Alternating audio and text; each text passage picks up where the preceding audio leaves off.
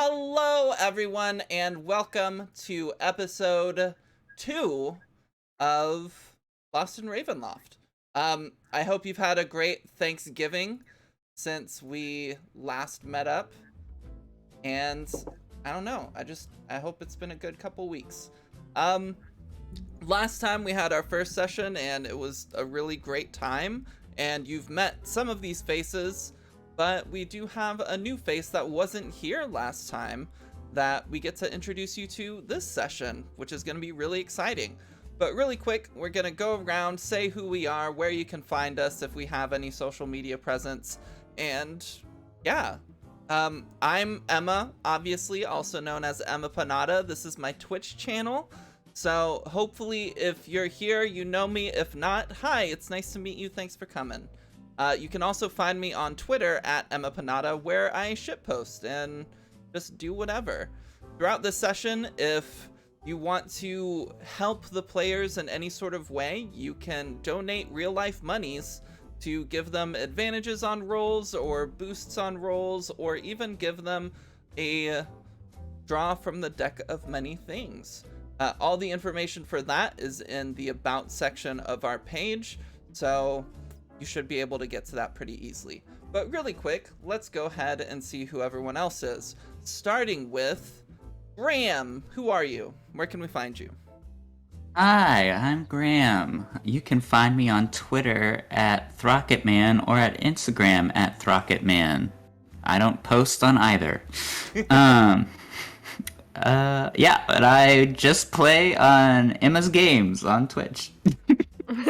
Love it. Perfect. And next up, let's hear from Aaron. Oh, hi. My name's Erin. My partner Adam and I make Trixie Wizard comics. You can find us at Trixie Wizard on all the social media or trixiewizard.com. I'm excited to be here. I just wrapped a D&D story I've been playing with some friends for a year on Stella Luna's channel. It was called Folks and Tales. You can find all of the episodes on Stella's YouTube channel. And other than that, I am thrilled to be here. So pumped to be a part of this group. And thank you to Emma and the gang for having me. And I'm playing bric-a-brac. We are happy to have you here. And also, fun fact, the the campaign that just ended over on Stella Luna's channel that Aaron was running was incredible. Oh, golly. If you want to watch it, it's probably some of the more creative D&D that I've ever seen. And you can find all of the episodes on Stella Luna's YouTube channel. And if you just search Stella Luna Twitch on YouTube, you'll be able to find it. My heart is beating very fast at how kind that was. Thank you. Wow. You are very welcome. I'm just a little bit nervous to have you in my game, seeing all those sessions, but it's fine. We'll get through it. Oh, no. Corey, who are you? I'm Corey. I play Jasker. Slur. I'm also Emma's brother. I'm not really on social media. I more read and follow the memes. I don't so much post them. So I don't need to be followed on any of the Twitters or Instagrams. Perfect. Love it. Next up would be Matt. Thank you for that, Corey. Next up would be Matt, but he's unfortunately very sick today and could not be here. We wish him the best, and we hope he gets to feeling better very soon. But after that, Nina, why don't you tell us who you are?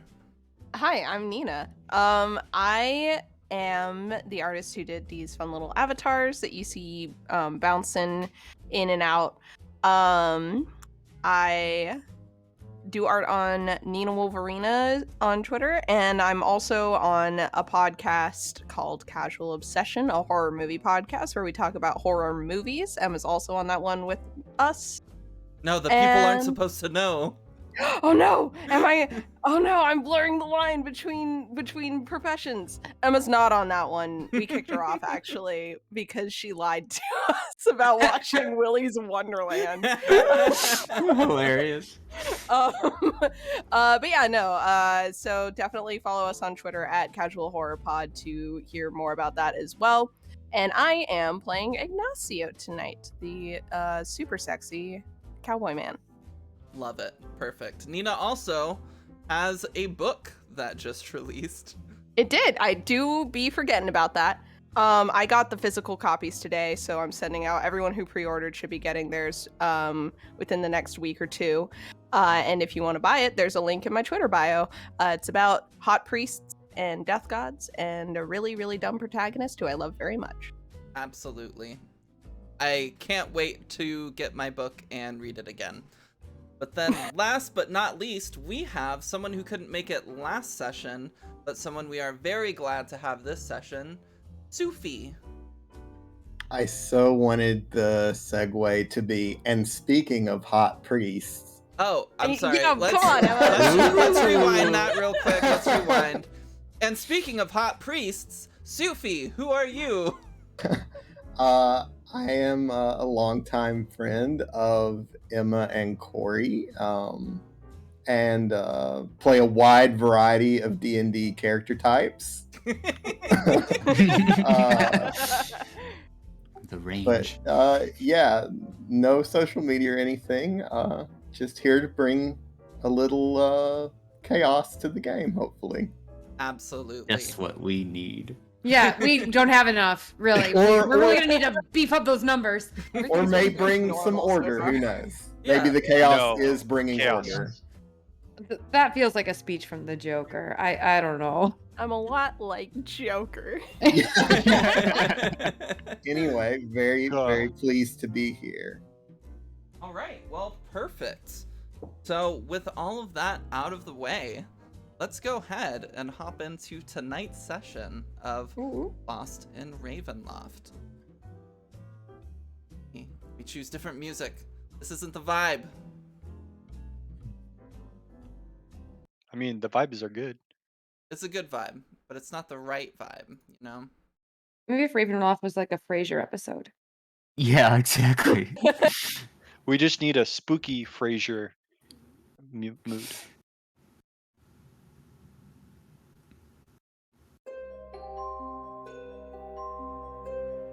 Oh no. I just realized I'm not in the Roll20. Fuck. Wow. I'm sorry.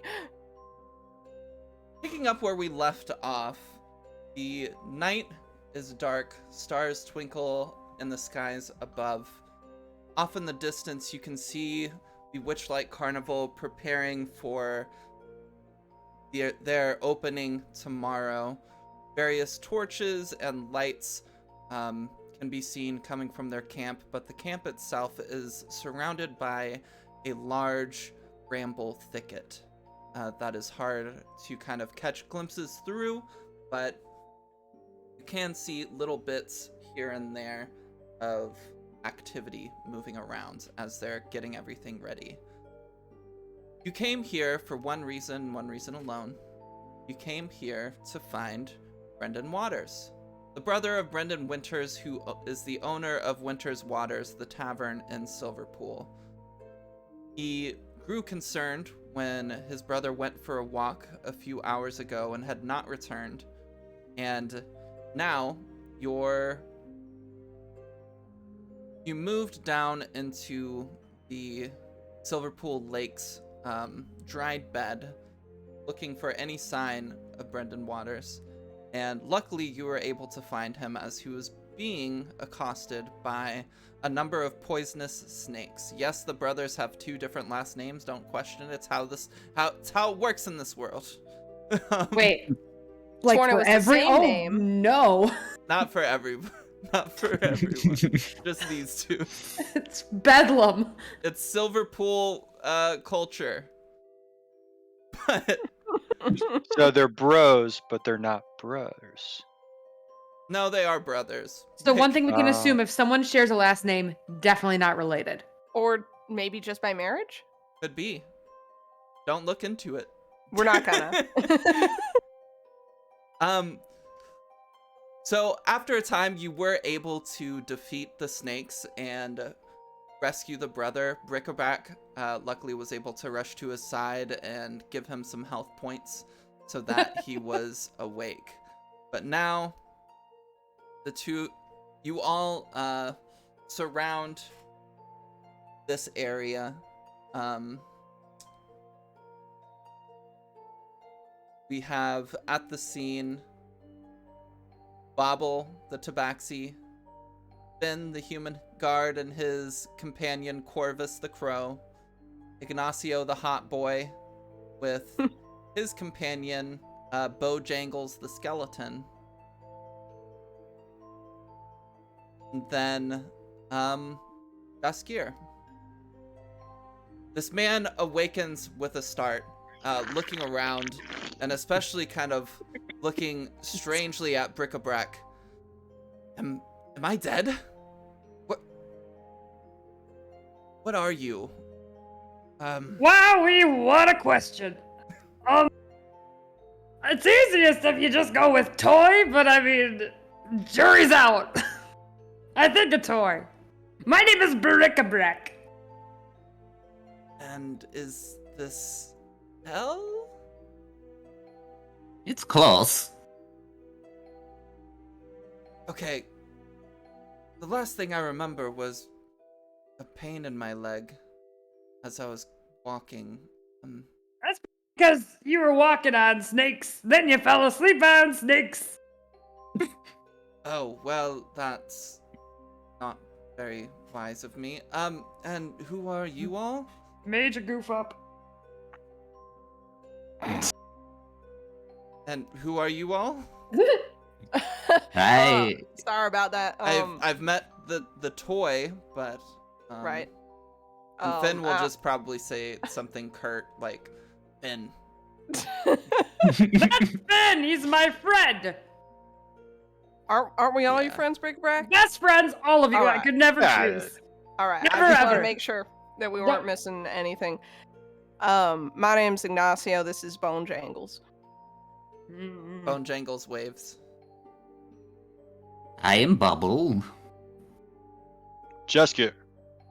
Oh, okay. And he starts trying to stand up, but definitely feels really weak and can't get himself quite to stand up completely yet. Okay. Maybe yeah. we'll just stay here for a second. Do you need me to put my hands on your cut again? On his what? His cut when he got bit on the leggy. If you think that will help.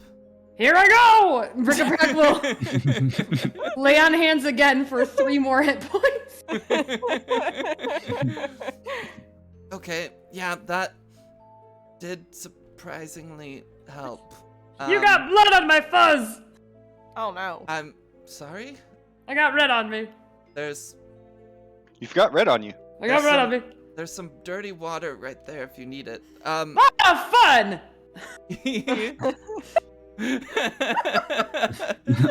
He begins to stand, and he's got his legs under him this time, and I think Finn will kind of like help support him as well.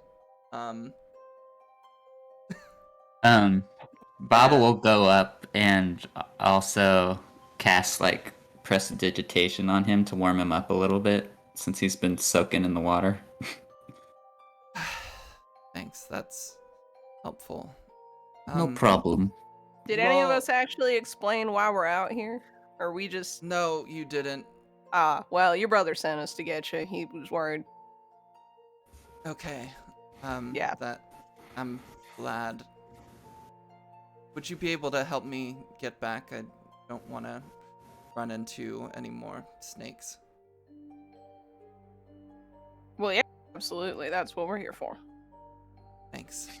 And Ignacio, Bojangles the skeleton walks back up to you. Hey, so I mean, Yeah? I don't know the customs of this place incredibly well, but I don't imagine people will love seeing a skeleton walking around. I broke your bag, but is there some other sort of bag I could hide in? That's a great question. Ignacio, I can help. I went southern. You want to try that again? Yes, All right, go for it. I can help you. I'm struggling. Still a little bit there. That's pretty good though. I wouldn't mind if you did. they're right. I can't just walk around with a skeleton. Someone's gonna ask questions. I don't have That's answers. what I was trying to say. No, you were right. I'm sorry. Bob will cast disguise self on Bojangles. Oh, Oh, what do you good. disguise Oh, him good. as? How tall is he? Or they, or she? He's about like 5'8". Okay. God. Bobble's going to disguise Bojangle as an old fortune teller woman. Okay. All right. This This feels great. I think this will work. does it. Are you Guys, sure? guys, wait, what the heck? What? Where'd the skeleton go? They're in there. Oh, I'm And, right he- here. he This went- is Bojangles. Treachery. Is this weirding you out a little? Is this weirding you out? I mean, it's just people aren't gonna know. There's a bone daddy walking around looking like a grandma. And I Would think you- that's a little bit deceptive. I don't know. I'm not in charge. Would you like to look like a grandma too? No, I like looking like a me, whatever that is. Can somebody ring me out? I am very damp. Oh, I can, here, ring hold you on. out. All right, twist me up real good, cause this water is horrible. It was a mistake to be here. Bojangles walks up to ring you out. I was gonna offer my abnormally warm hands to kind of dry you off, but that works too. Wait a minute, I forgot you're a grandma again. I wanted Nessie to do it. I'm gonna forget that all the time, guys. I don't know about this. I'm gonna ring very gently. I'm gonna ring bric-a-brac out with my abnormally warm hands. Oh, my body is steaming. Oh my god. Everything is so new. Hey, I think Finn speaks up. While you're all doing that, I'm gonna get this guy back. Make sure he is okay. You want us to? I mean, you don't gotta go alone. Or I'm sorry, I didn't mean to. We can walk with you. We're friends. Shoot. Okay, that's fine. Let's go. I'll And- come with you. Yeah. Yeah, he begins helping Brennan walk back, and the rest of you begin to follow. Levi. It's a busy night in the town. The people from the carnival are beginning to pack up their carriages to prepare for the morning so that they can head back to the carnival to kind of get ready for the actual opening. But there are still quite a few people in the town. There are a few guards trying to keep an eye on everything, but they are sorely outnumbered. There's a number of different adventuring groups kind of going around, some of them pretty drunk, causing some chaos, and then there's also villagers who seem very stressed out or are trying to deal with this whole crazy situation in their own way. What do you imagine Levi would be doing right now? The focus would be on the stressed out villagers, trying to bring calm to the people of the town. Okay, and how do you imagine you would bring calm to them? I think it would be kind of a perception roll, see who's most in need, like who looks like they're really struggling, who looks like they may be emotionally distressed. Approach them, introduce himself as a cardinal of the Baratok Monastery, and see what he can do to do any help, to bring them comfort, to calm their minds, put their minds at ease. Absolutely. I think you see maybe a mom running around looking for her lost child who kind of ran off into the crowd wanting to hear stories of adventure from the people visiting their town. So she asked for your help in finding him, and so we'll say you're off looking for her son. Could you give me like a... Let's do an investigation check for this one. Sure. Okay. Everyone? No, just Levi. So you're having a rough time of it, but you are going around and looking for this child. Putting in the effort, just not You're the best putting in the effort, not the best effort. It's more of a. I'm making more of an affectation. I'm making a show of it. Yeah. You're just having a hard time. There's like a large, like shirtless man clad in muscles, like standing in front of the tavern entrance. That's blocking like a pretty big suspect area of where this kid might be. And you aren't really able to get past him, and he's pretty drunk and not really paying attention to you.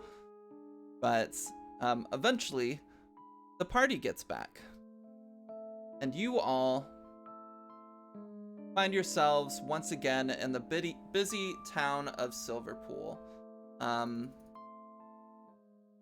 You're bringing Brendan along and getting him to the entrance of the tavern to reunite him with his brother when you see this large man talking to kind of a younger woman in the doorway who her face is a little like red, like she's been drinking, but the two of them are just talking and hanging out, and you see Levi. How would you describe your character, like physically? What's he look like?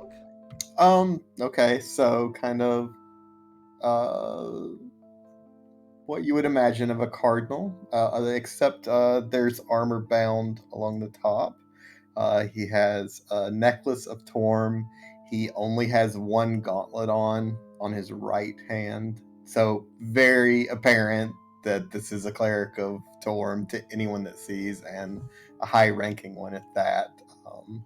But yeah, messy kind of white hair, younger, like late 20s, 6 foot. Really feels like he's doing a good job in helping the town right now, and is helping this mother find her child. Love it. So you all kind of come up on this situation. Brennan is looking lazily at the large man, and it's just like, hey, get out of the entranceway, you're blocking customers. And the guy's not really paying attention, he's just laughing wildly. And you also see this priest there. How would you like to approach this situation? Anyway, that's what I imagine a giraffe looks like. Oh, hello. I would think Levi kind of hears the squalor of the group coming in behind him. He kind of glances back and then turns his head back towards the big guy, kind of clasps his little amulet of Torm and goes, Torm, help me. And he turns back towards the group. Hello, friends. Trying to get in here to get information about a missing child. But this large gentleman is in the way. Did you say excuse me? He's not really in the listening mood. It doesn't. Maybe if you said pardon me. Levi kind of closes his eyes. Small vein kind of begins bulging on his forehead. We're gonna get familiar with that vein, aren't we? And then, and he kind of does the where he kind of pushes his hand downwards, kind of has a nice exhale, and he's like, no, I didn't try that. Well, every key's got a lock. Pardon me, sir? Give me a persuasion roll at disadvantage. Now, quick question for you, Emma. Absolutely. It is a racial trait that I do have advantage on persuasion for any creature that would find me cute. Does this person typically find things cute, and would that balance it out to a flat roll, or am I the worst thing he's ever seen?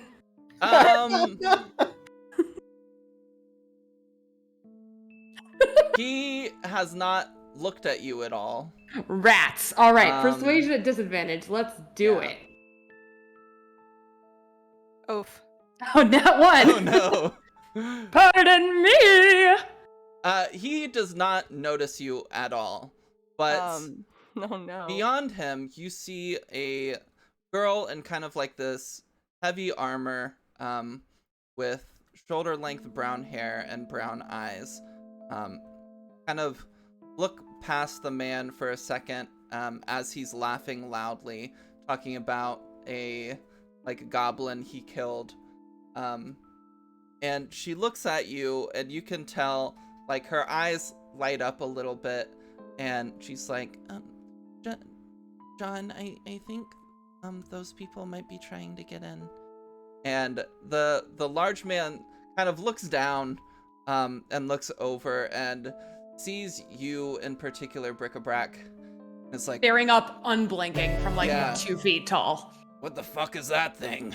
Wow, everyone around here knows so many swears.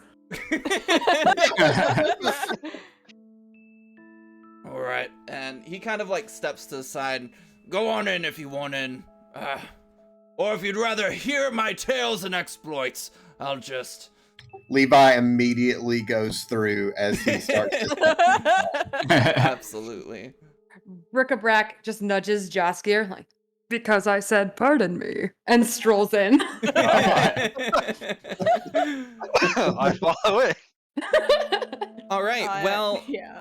I assume everybody follows in, and also, Matihi, thank you for the donation, giving cards to everyone. Oh, golly. Thank you, Matiki. Oh boy.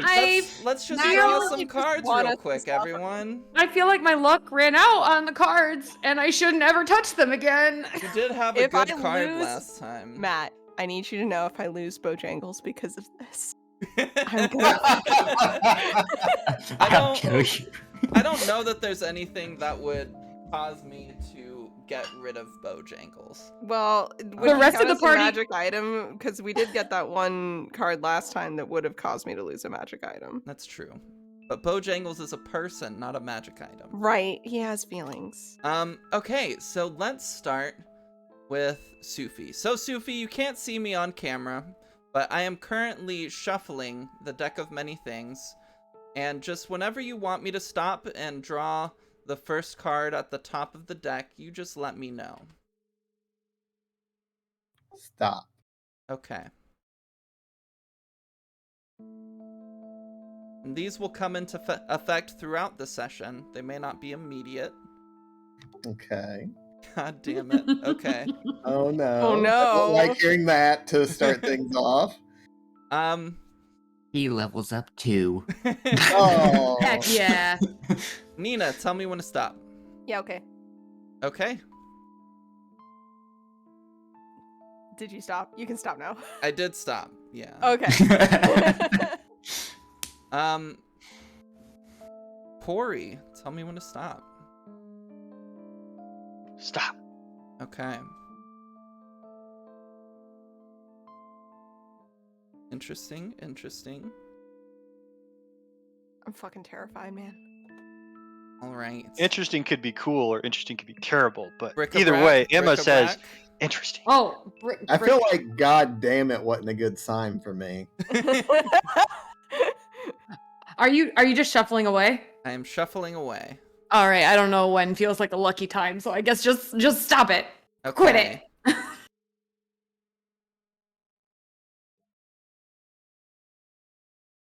Interesting. No. Oh, that's a bad You one. don't want to ever hear a DM say Ah, interesting. This is And- feeling like a heck-a-brack.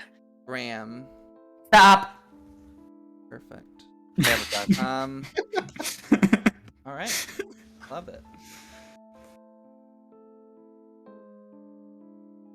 Okay. Let me Make a note really quick with what everybody got.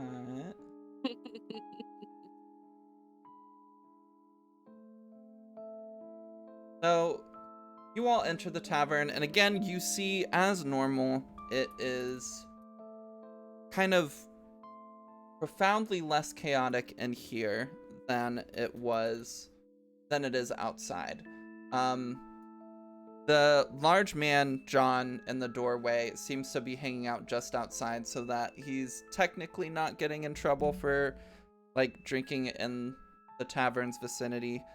But, otherwise, the tables and the bar top itself are pretty full. And doesn't look like there's really many seats to sit at. However, you do see Brendan Winters behind the counter. He has someone running around dropping drinks off at various tables, just to kind of help him. But as you enter, and he catches a quick glimpse of who's coming in and sees you all returning with his brother, his facial expression changes from very, like, exhausted and overworked to very much relief. And he sees you all and, like, waves you over, putting down his, like, bartending rag, and walks to the end of the bar. Can I take a brief moment to do something? Absolutely. As I take my first step into the tavern, I figure I have my hands clasped behind my back. I start to think about the giant man wanting to tell stories. And then I think back to the request of the mother. And just on a hunch, I would like to kind of turn around and poke my head in the door and see if there's a small child that was just being blocked by the size of this giant man that is just sitting there listening to these stories. Got me, Soof. You So foresaw my trap card. This giant person is just a Snorlax, right? He is probably about 6.5 feet tall and has muscles everywhere. To those who metagame, he's not wearing a shirt and very much not wearing much armor, if any at all. And he's got a large kind of sword draped over his back. He seems kind of bard. like a barbarian, if you were to put it in game mechanic terms. So I do see a small child. You So do there is see a a small small child. He's got kind of like dark, shaggy hair and is wearing some like dirty, just kind of like cloth clothes and trousers. And he's looking up at the man as he's enthusiastically telling stories, and he seems totally lost in it all, and doesn't even really seem to notice anything else going on. Okay, so I figure as the group is kind of filing in, I kind of just turn my head to the side to them, and whoever happens to be passing by me at the time, I go, excuse me, friends, I will be back with you in just a moment. And I will go approach the child. All right. You successfully approach the child. As you do, the young woman hears you and kind of like steps to the side. The large man is deep within telling a story, but kind of his eyes are closed as he's recalling it. And the young boy is there. How would you like to approach them? Did I get the mother's name? No, I didn't. I didn't say it. It would be like Yelena. Oh, okay. Young child, is Yelena your mother? Yeah, that's my mom. She's very, very worried about you. Will you Oh. come with me so I can take you back to her real quick? I'm But- sure this nice gentleman can tell you more stories tomorrow. And like with you interrupting, the man kind of like stopped and is looking down at you. But can I just listen to the rest of this story? Can I let their child roll persuasion on me? Sure. Okay. Let's see how bad he wants to hear the story. I'll just do a flat 1d20. 16. That's pretty good. So good. as Levi is talking with the child, he starts to think about what the giant man was telling, and it was a really interesting story. And Levi kind of just, changes his gaze, and then he just kind of sits down next to the child in between the woman and the man and begins to listen to the story of this adventurer as well. And he goes, "All right, we can do one more story, and then we'll go take you to your mom." All right. Perfect. I have one question. As we were all Yes. filing in, did you sit down in front of us so we further cannot get into this building? No. I moved to the side over where the child had been being blocked by the man. Yeah. So, thank you. all entered, and then he looked back and saw the kid and went back. Yeah, Good deal.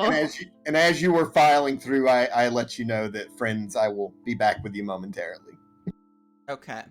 So, as you're listening to the story, the rest of you move forward, and Brendan Winters, with a sigh of relief, is like, "Thank the gods. Where did you find him?" He was In in a a pool covered with snakes. so many snakes. There Really, was a bunch, yeah. too many snakes to be sleeping in. 1 to 3 tops. That was too many. Yeah, thank the gods they found me. Well, it's a good thing they found you. How are you feeling? I'm doing pretty well at this point. Feeling a lot better. Good, then I could use your help. Get behind the bar. He's like, "Oh, I don't know if I'm... Nope, get behind the bar." Brendan Waters kind of like gets off of Finn and hobbles to behind the bar, and then grabs the like rag that his brother had left on the bar and starts helping him with drinks and helping keep everything in order. Brendan Winters looks towards you all before going behind the bar again and says, "All right, so I promised you a room, so I can give you a room. There's enough beds for at least 4 of you, so, I mean, if there's any extras, maybe you can just kind of put your sleeping bags on the floor. There's a fireplace in the room, so you'll at least be able to keep warm." Rick slowly raises their little furry mitt. Yes. Pardon me. You don't have to raise your hand. Oh, sorry. Might I offer my services as a bartender? I don't want to make any, insinuations that it's dastardly to not offer your own brother sick leave after he's been bitten by several snakes, but, since I got a bed and I don't sleep, maybe he could just go take 5 and I'll pour the poison fruity beverages. Instead. Have you bartended before? No! That seems like a bad idea for me to do then. You'll be fine. He's a strong bastard. You look right now? He looks fine enough, kind of like mildly ill, but nothing too bad. I'm pretty sure all the blood in his arteries coagulated, but that's fine. Yeah, okay. I just wanted to help out. I appreciate it. I'll try to take on most of the work so that he doesn't go too crazy. But if you need anything else, I can make you all breakfast in the morning, but anything else, just let me know. You got it, Chief. All right. And he gives you the key to the room. It's like room 2B, and he goes behind the bar.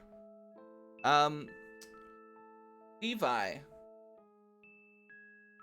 Yes. are you paying like really close attention to this man's story?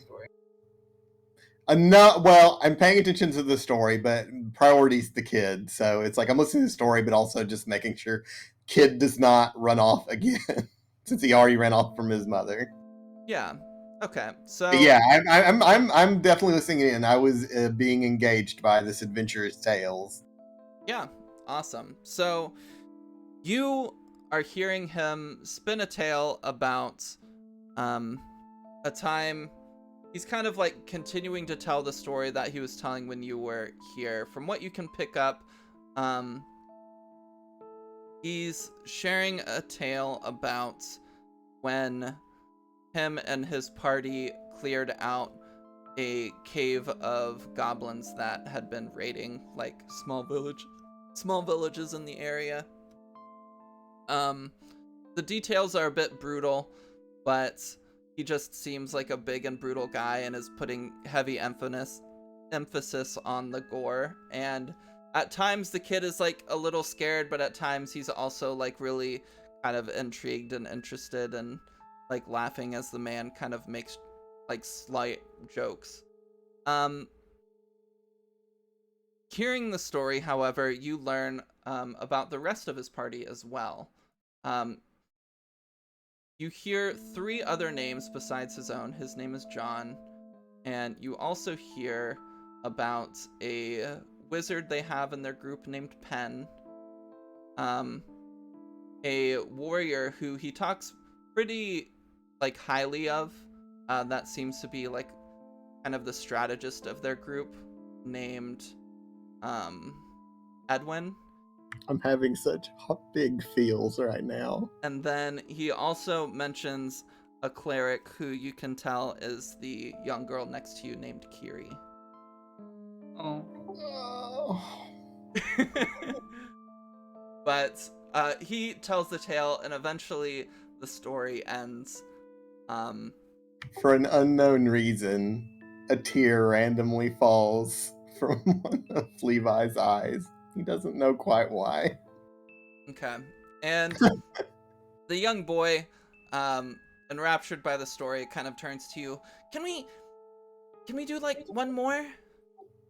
Oh, no, my child. We need to get you back to your mother. Thank you so. But I look to the adventurer and I go, "What a wonderful, wonderful tale. You've lived quite a life, sir. Maybe one day I can tell you about Torm and the tales of his power and his grace." Oh, I've already got one person telling me about the gods enough. I don't need another. Levi kind of closes his eyes, nods, smiles, and he's like, "Absolutely. Well, I'll always be around." He kind of smirks, and then he's gonna grab the child by the hand, and then let's go find their mother. All right. As you leave the tavern, you see John go back inside to presumably get another drink because his large cask that he's holding in his hand is empty, and the young woman quietly follows behind him.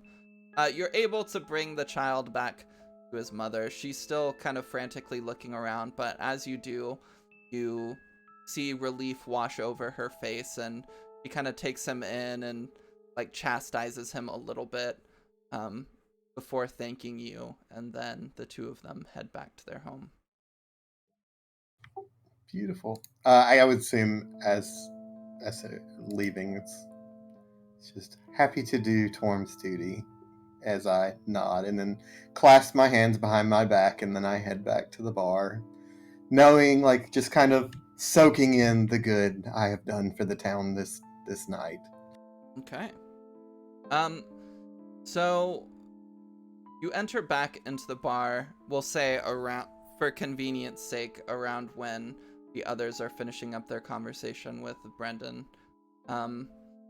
And do you walk back up to the group, or are you distancing yourself from them because you don't really know them?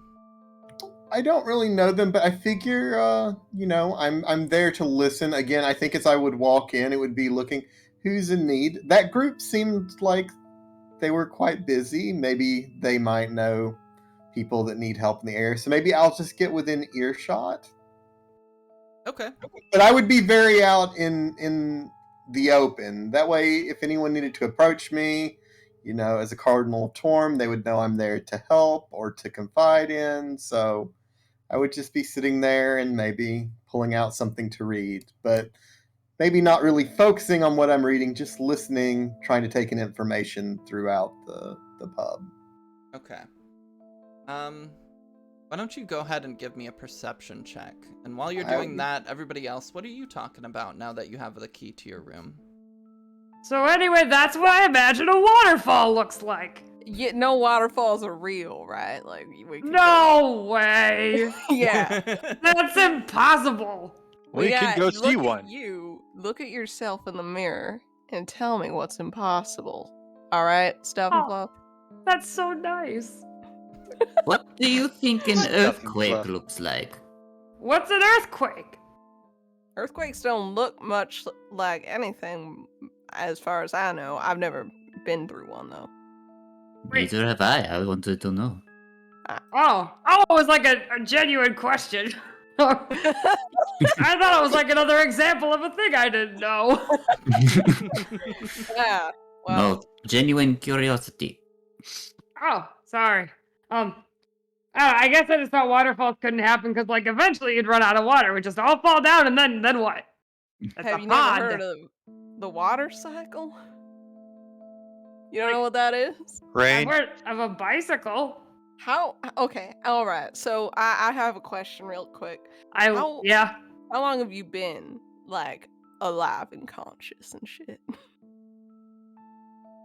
Oh boy. You don't have to Why? answer that. I feel like I've touched a nerve. 2. I only know how to do up to 3. Oh fuck! I forgot about the counting thing. I'm so Probably sorry. 3.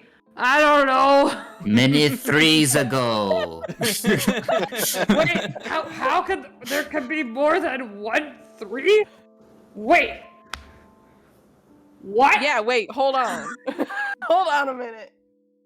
That I feel like we're getting into math beyond most people's understanding, much less bric-a-bracs. You guys, I don't get tired easily, especially at night because I stand sentinel against all that goes bump. But I'm really exhausted thinking about 3s beyond 3s and water that goes down. Can we go to bed? Yeah. No. I was about to head to the room. Yeah. I've got to send. I see should I call him Bojangles when he looks like a grandma? Yeah, Mrs. Jangles. Oh yeah. Jangles. Oh, That good does old make the assumption that she is wed. Grandma Jangles. Oh, yes, better. All right. Can I ask a question? I know I've been doing that a lot. I don't want to bug anybody, but are we hanging out tomorrow too? Do you want to hang out tomorrow? Yeah, maybe forever if you want to do that. I don't know. Let's just stick with tomorrow for now. All That's a yes on tomorrow, though. There's nothing I would rather do tomorrow. Really, you were looking at that book kind of in a almost sexual way earlier. What? I Are feel there like any- I should Is cover it- my ears. is it I'm a gonna picture plug them book? up real quick. Oh, yes, I will definitely be here tomorrow. All right. Well, we do have an extra bed. Since you said you don't sleep, Bergback. Sometimes I have to sit really still, but I don't really sleep. All right. So you don't. What you're saying is you don't need a bed. That's one of you wants to, like, never mind, that's too forward. Well, forget it. Why is it that everything I say to you turns into flirting by accident? Is it the voice? I've heard What's tell the- it's the voice. No, it's just, I was designed to be held by things that are scared to go to sleep, and if anyone was frightened, I'd say you could hold on to me real good. But otherwise, yeah, throw me on the floor, I'm fine. Oh no. I just feel like if we have an extra bed, town's so busy, I don't think we should hoard it. That's all. We have to find someone who needs it and bring it to them. Yeah. Weren't there Yeah. 4 beds? That is one thought. There are 4 beds in the room, yeah. Well, we also have 5 of us. Finn. There is 5 of you, yeah. Oh, that's a good point. So We there's 5 forgot of us, 4 Finn. beds. No, we forgot there's- Finn. 4 beds, 4 people plus Burgerback. Yeah. I was so busy trying to create an inn for Levi, I forgot that Finn exists. as He you kept saying all- extra bed, and I'm like, wait. As you all are talking, and Levi, you are listening to the room, your mind drifts for slowly over time, and you begin thinking about a place. What place do you imagine Levi would be thinking about while his mind wanders? Does that have to be tangible? Because I would say complete and utter void. No, Okay. I don't No. Void can work. Bye, Levi. Is this void the void from your dream? Yes. Is it one of those voids that you just fall forever? As you No, all, actually, it's just kind of being literally stuck in empty space. that's no, fine. no feeling, no anything, no movement, like just Like nothing. hell. Yes. So as you are sitting there and your mind wanders, I think as you were listening to the room, you hear a few like adventurers talking about like death. One of them's talking about their fear of death and they don't really believe in the gods, in a way that would qualify them as a follower, and so they're afraid of what'll happen after they die, and they're talking about all this stuff, and one of them starts talking about a void. And at that, your brain obviously kind of begins thinking about what the void means to you and your experiences of a void. And as you do that, you feel your body become pooled.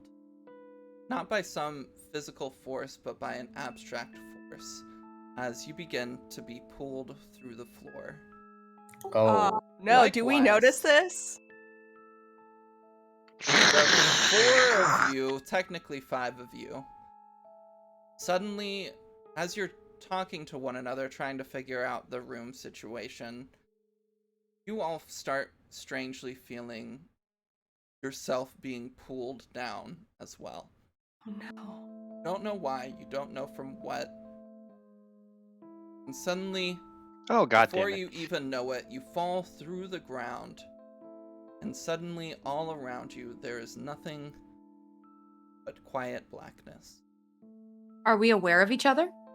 Looking around, perhaps for those of you who have something called dark vision, Ayo. Yep.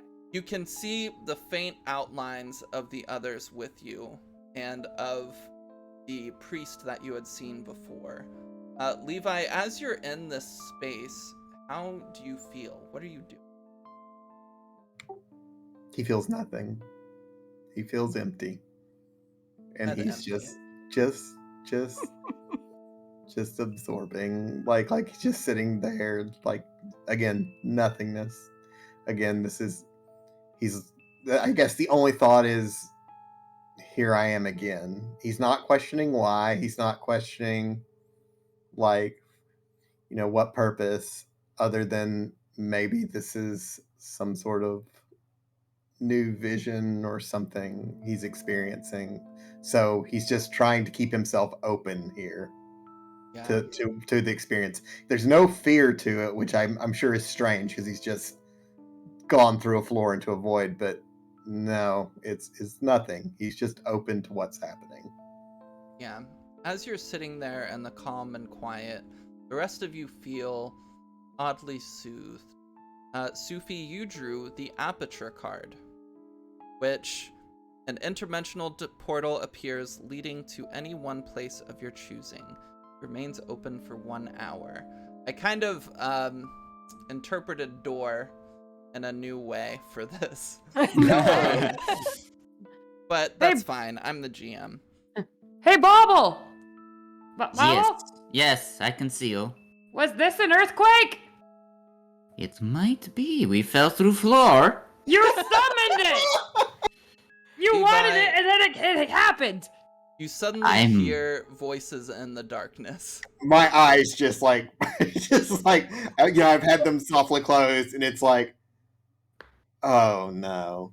I have a question. Am I glowing in here? Can you like see Ignacio a little bit better than normal because his hair is on fire and that's a shit? great point.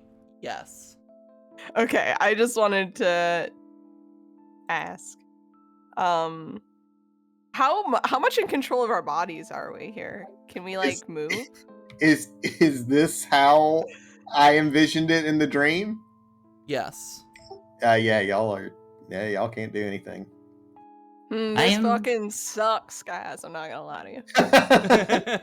I You am can- sorry, it's first time I do this. At least I still have my drink.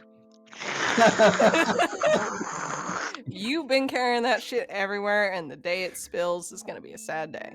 Oh, I'm guys- sure I'll find another one. I think that no one could really be mad at Bubble here because this is perfect hide and seek. Like What are we weather. Is it hiding weather? from? I'll be it.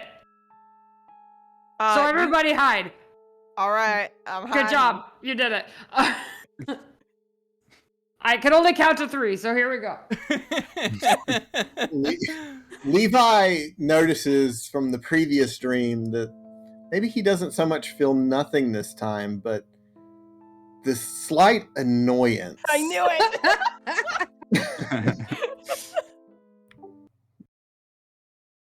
So Are we aware of Levi? Like, if we're like stuck in place, can we turn our heads to see if he's there? You've heard him say something, right? Did he say something? yeah, I I, don't I said Oh. this is different than last time. So it would have been completely out of context because he would have thought he Okay. was alone until he heard the Ignace- bric-a-brac. Ignacio's gonna turn to him and be like, "Did you say last time?" Oh, yes. I'm sorry, friend. I'm not quite sure why we're here right now. You know, Torm works in mysterious ways. No, I did this. Yeah, Bubble made an earthquake. Yes, this is Earthquake. I don't You're know welcome. much about that. As but- you say this, you see in the distance a light open up in the sky, or what you imagine is the sky. It's up. From this light, basically, kind of almost a bright divine energy shines down into this void, illuminating the parts of it that it touch. You all still are enshrouded in darkness. And from this light descends a woman. Does she emanate light, or can we see her once she comes into the darkness? So she is in the light, kind of descending down currently. Bric-a-brac is pretty good at spotting devilish, abominable things in the dark. It's kind of their whole thing. Mhm. Do I get any sort of nefarious vibes off this person? Give me an insight check. Can I, yeah, I'm gonna, double that onto a divine sense as well. What's the range of divine sense? Because they might 60 be out of feet. it. Yeah, they're a bit further away. Alright. Insight. So you see this being, and on its face is pure neutrality. Almost as if it's coming here for a task that it has no interest in, but it is here for. She's clad in a white robe with an ornate crown on top of her head. Her ankles are bound by these long gold chains that are reaching up into the light from where she came. Each finger has a ring with a different gemstone on it. And flying around her are 6 swords of fire, 4 hammers of ice. In one hand, she's holding a spear bathed in light, and in the other, she holds a shield of pure darkness. As she descends into this realm, she looks at the 4 of you, or the 5 of you, 6 of you, technically. Fuck. Jesus. I We're can count, multiplying. and all of you, although the presence of this creature or this being or whatever this is striking and perhaps in a normal situation terrifying, all of you are filled with peace. Except Ignacio. As this being looks towards you, your heart and your mind is filled with terror. You have drawn the flame card. Oh. Oh, crapola. The That's powerful being becomes your enemy. It seeks your ruin and Aw. plagues your Oh life, no. savoring your suffering before attempting to slay you. Oh. Oh no. This is really unfortunate. Oh no! As it I- looks towards you, you feel the embers on the edge of your hands and your hair begin to grow as you feel consumed by flame. Your body, to others, is not, in fact, caught on fire, but it feels that way to you. And this is not normal flame. This is not flame that you are familiar with or you are comfortable with. This is a white hot, almost purifying flame. And you are scalded by it. After a moment of this happening, you all look and see Ignacio screaming out in pain, crying out in pain. However, you would imagine Ignacio would express their pain. And suddenly, light swirls around you, cascading over you quickly. And suddenly, you find yourselves once more in the tavern. As if nothing had happened, time continues, the conversations around you continue. No one notices you were gone for any sort of time. And you are there. Probably not earthquake. Holy heck, Ignacio, are you okay? Ignacio has collapsed, and he's taking shuddering breaths, and you can see there are tears in his eyes as he's never experienced pain from fire before or what burning would feel like. That's something that he's never thought he would feel. So he looks up as you ask, and she's like, no, not great, no, fuck, no. Levi, You would normally think that a cardinal representing the Church of Torm would be very worried about somebody that had just been harmed in some way. But it will strike you as unusual as Levi is just kind of sitting there and he's kind of just, his head's kind of tilted downwards and his eyes are kind of just closed in contemplation. And he doesn't seem to have a care for what has happened to Ignacio. It's not like how to put this.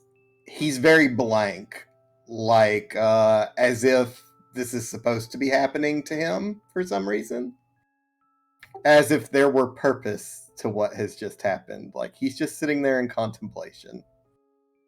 Are your eyes closed? Yep. You feel a gentle tugging on your robes. His eyes slowly open and he's looking around and then down to what's tugging at his robes. Hi. My friend Ignacio, something real bad happened, and I love him dearly. And if you could just, I only know how to do 3 numbers to make him feel better. So if you could just help out, I don't know. I just think that'd be really nice. My name is Bric-a-Brac, by the way. Levi looks down at Bric-a-Brac and his eyes kind of close again and like a smile comes across his face. He goes, Of course, my friend. We'll take a look at your friend. Aw, And thanks for being my friend. All right, I will assist you. yeah, and so Levi finally gets up and approaches Ignacio and is kind of looking down. It's like, I believe you've been blessed, my friend, as you're sitting there writhing in pain. Ignacio, Huh? how tall is Levi? 6 How tall is Levi? foot.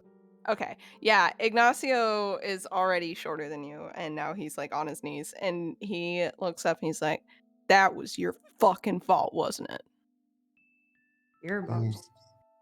I don't know. Torm works in mysterious ways. There's purpose to what he's done. He sends messages. This being that you saw, I've seen her before. She's sent messages to me. I'm sure there was purpose to what happened to you. Is this like the thing that happened with Bobble? It I didn't feel like that to me. No, I've never seen the lady before. I just mean we keep getting sent places. I don't know. I'm just thinking out loud. I wish we could control it. yeah, It didn't feel like a blessing, that's all I'm gonna say.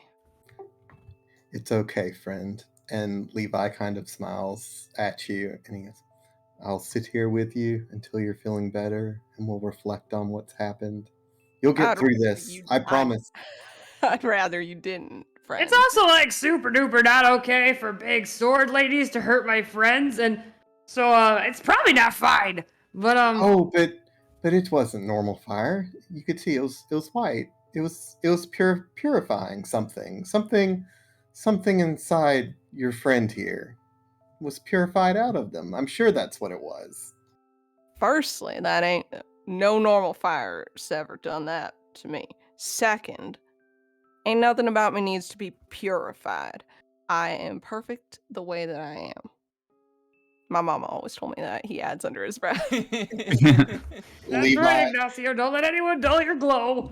yeah.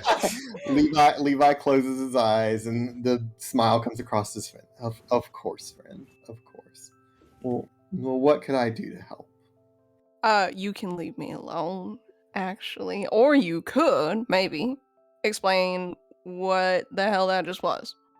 I know Yes, you said please. visions and shit, but you wanna elaborate a little, maybe.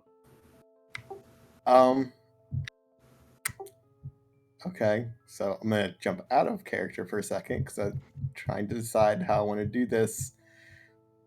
Emma, the only way I can think to do this is maybe just we have a cutaway and I'll just read the original vision as he Sure. knew it. We Is can that do is that that. okay with everyone? Sure. Sure. We could Okay. we could Sure. say this is Levi kind of sharing this vision he had with you all. Okay. This is an Explain to aside.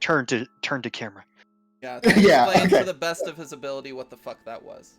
So okay. So then after Ignacio asks for an explanation, Levi will take the time to get up, grab a chair, spin it around, and sit down, and he'll kind of close his eyes and he picture camera pulling away from Levi and blackness coming around him as he recounts this. He tells you this was a dream I had right before I became a cardinal.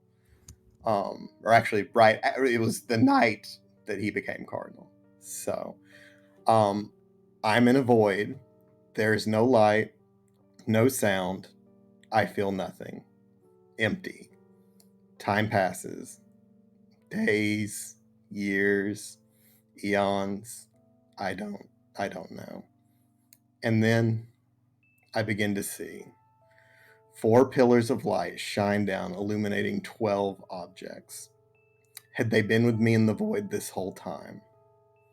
6 swords of fire, 4 hammers of ice, one spear bathed in light, and one shield of pure darkness. A being begins to descend from above. She is clad in a white robe with an ornate crown atop her head. Her ankles are bound by a long gold chain. Each finger has a ring with a different gemstone imbued in it. On the right, jasper, opal, sapphire, peridot, and topaz. On the left, ruby, alexandrite, emerald, and amber. An ornate necklace hangs around her neck. On the necklace is a pendant encasing a crystal that is radiating light. As her descent ends, the four pillars of light dissipate. The swords fan out above her head. The hammers rotate as if shielding her body. The being takes up the spear in their right hand and the shield in their left. They look down upon me, but I see no face. I feel no fear. Absolute peace and contentment wash over me. In the void below, an ellipse begins to open. Through the ellipse, I see Barovia. The being and I lower through the ellipse in the void. After passing through the ellipse shuts, but the void above remains. I look down onto Barovia and then across to the being. The feeling of peace is now gone. As I look across at the being, I am now consumed by fear. An unearthly wail emanates from the being. I try to cover my ears, but it does nothing. The 6 swords. Oops, I lost my place. The 6 swords and 4 hammers disappear. I look down to see 6 villages engulfed in flames and 4 temples encased in ice. Another unearthly wail emanates from the being. The shield is now gone. I see Castle Ravenloft being ripped apart and sinking into a void. A third wail from the being. The gemstones within the rings and the crystal within the pendant shatter. I see 5 armies to the east and 5 armies to the west. Out of the void at Castle Ravenloft comes a lone individual. As the 10 armies clash, the lone individual watches on with joy. There is nothing but chaos throughout Barovia now. A final wail from the being. Her bonds shatter, and she launches the spear into the void above. At first, nothing. Then, cracks begin to appear in the void, and it shatters as if it were glass. Everything is consumed by light. This is no ordinary light, though. This light has the warmth of Torm. I am once again at peace, and now everyone is at peace. And then Levi begins to kind of open his eyes and look up at everyone. And that was my vision. So you're crazy, is what you're saying. No, That's what I heard. I'm I don't know what y'all heard. I'm blessed by Torm. He gave me this Isn't- vision. That's Wait, I feel like we're saying the same thing. isn't a Was- cardinal a kind of bird? It is. How did you know that? It is also a I kind saw one. Who told you? All right, I don't need to know. You saw I've one. been telling her things. Right. All right. All right. What's your name, Cardinal? Do Levi. you go by Father? Maybe. No, just call me Levi. All right. I will not be doing that. Listen. Was that being the thing? I don't think it liked me very much to do what it did to me. I believe it has good intent. It's bathed in the light of Torm. Nothing you just described sounded like good intent to me. It sounded like a lot of blowing shit up, a lot of destroying things, a lot of screaming, a lot of pain. I'm intensely uncomfortable with it, and I'm surprised that you seem so calm. He kind of smiles. He goes, "Often there can be pain in purification." Ignacio's face just pales a little Ah. bit. He's like, I see. Burgerback, I'm gonna let you take this one. What? I'm going. You're the friendly one here. I'm going to bed. And he gets to his feet kind of shakily. Wait, are you hurt? Do you need me to put my hand on you? I'm good. And he seems disturbed and annoyed, and he's being shorter with you than he would normally be. And he just Bric-a-brac. goes, Their As, hand is still raised up and just kind of sadly falls back to their side. Okay. I hope you feel better, my friend. Ignacio flips you off as he goes up the stairs. Understood. That was the number one! I have more questions. Who's Torm and why does he deal with Lady? Those are questions I don't understand myself. As I said, I had the vision the night I ascended to Cardinal. The patriarch of the church has a group attempting to interpret the dream. You know, So, I'm just out here now. I've passed the information along to who it needs to be given to, and now I'm just here to help the people of Barovia and of Ravenloft, and just do what I can to just help people. Like Oh. any people? Is anybody in trouble? Well, I helped a mother that lost a child. I mean, help can. Ah, uh, oh, swell.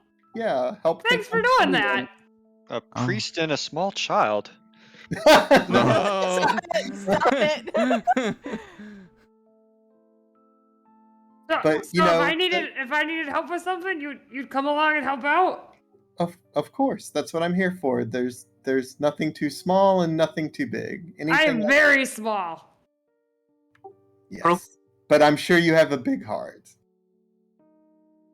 Wow, it's mostly cotton stuffed inside of me. But yeah. Very thanks. flammable. Yeah, so don't put fire on me, cause, uh-oh. I don't deal in fire, my friend. You have nothing to worry about from me. As he kind of smiles at you. Bric-a-brac does not blink, and they kind of just look up at you sort of innocently, but there's a pointedness here when... Yeah, but you deal in the kind of white light that hurt my friend. Wasn't that fire? It was a divine fire. Yes, but your friend does not seem to be physically injured. You know, maybe in more of an emotional sense. Yeah, not all wounds bruise, and sometimes that kind hurts even worse. So, that lady better watch it with the swords. Perhaps, though, they will gain something from this. Like I said, I don't think pain is always a bad omen. Maybe something good will come of this. I mean, look, I've met all you nice people out of this strange event, so... You're very strange. I'm, that's, for starting to meet people, that's not normally how things would go. But, we'll just can try to build from there. I just want to be of service to the people in any way I can. I'm just here to help. The divine things we've witnessed, not even I understand. So, if you are driven by the divine but you don't understand the divine, what is your purpose? To help. Fuck, dude. No. To bring peace and contentment to the time that we have on this realm. That mother earlier was very panicked. She was worried. She had lost her child. If I could give her a little peace by helping her find that child, making her night a little easier, but also teaching this child a lesson, not, that it's not necessarily a good thing to run away from the mother. It's something. So are you really good at finding Maybe lost some kids weirdo will then? grab them. Like, I'm going to So no. I think he probably thinks he would be good at finding anything, even if he's not. Yeah. So, yeah, I believe if something is lost, I can help somebody find what they're looking for. I think I have a gift for that. Well, if you wanted to, I don't know, help me out, I kind of got to find a lost kid too. And if you wanted to be a part of that, since you're so good at it, and I'm pretty new, maybe you could join up with the group. If the group wants to, I'm not going to speak for everyone. Yeah, I absolutely would not want to force myself upon you. Of course, your friend there seems upset with me, and again, I have no malice or ill intent. If you would like my help, I would be more than happy to travel with you, help you find the child you're looking for, and if it makes everyone's lives a little easier, everyone's day a little better, then I've done Torm's work. Brickrock kind of looks around at the others. Is this cool? Yes, I have to know who Flaming Lady is. Yeah, I'm gonna have a chat with Flaming Lady about hurting Ignacio. That was not fine. Well, As long as Ignacio is okay with it, then I'm yes. okay. Friends, I wish I could tell you more about the Flaming Lady, but I know as little as you. So, but That's okay. I don't know much about the Divine Toy Maker except that he made me to protect Adeline from stuff in the night. That's all I got. I don't know where he is or what he's doing up there, but I get it. Levi gives you a big smile. Bric-a-Brac's beak does what it does when they smile. We're not quite sure what that is. Who's but to say?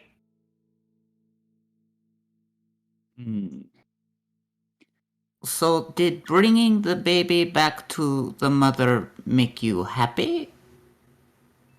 Happy may not be the right word. Content. I am content when I help people. I know that a lot of times happiness is temporary. So, but again, I helped ease her mind. I helped get the child home. So it brings me contentment that I have done what I was sent to do. I have helped someone. It hurts me to know that someone feels hurt right now. But again, my interpretation of it is different.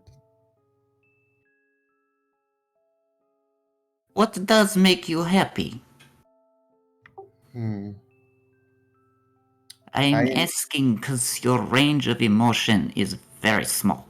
Oh, we weren't gonna like go around the group because I have like 5 things on my list. No, I Wait, want to 3 know things. what I can't do yours 5. are too. I'll I tell want Do you you. want to share?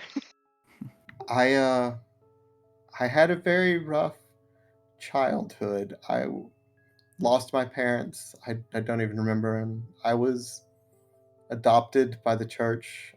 Found I found contentment in the church. The priest who brought me in, Felix, he treated me like a son. He helped make me a better person, and he showed me how helping others could really bring inner peace to someone. Bric-a-Brac's hand slowly goes up again. Yes, my friend. You keep using that funny word, contempums. Have you ever been happy? Of course. When was that?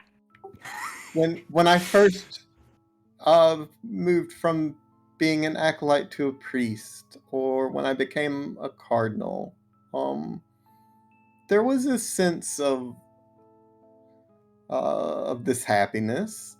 But I try to stay as even keeled as I can. Yeah, it's Emotion, weirding me out. I'm not gonna lie to you. I don't know how to process. emotions for me as a priest can sometimes blur objectivity. Again, sometimes helping someone may not you help people in different ways, and sometimes it may not be a happy way of doing things.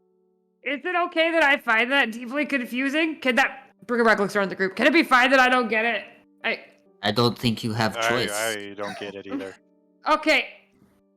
If it's all the same gang, I'm just gonna go check on Ignacio. He's probably sleeping. He probably doesn't want to talk to me, but I'm just gonna go be close by in case he needs someone to, smile at him.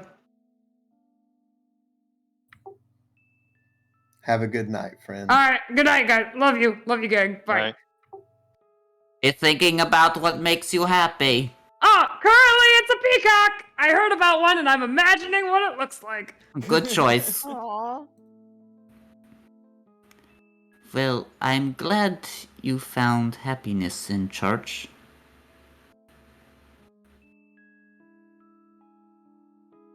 And Levi will just No. nod.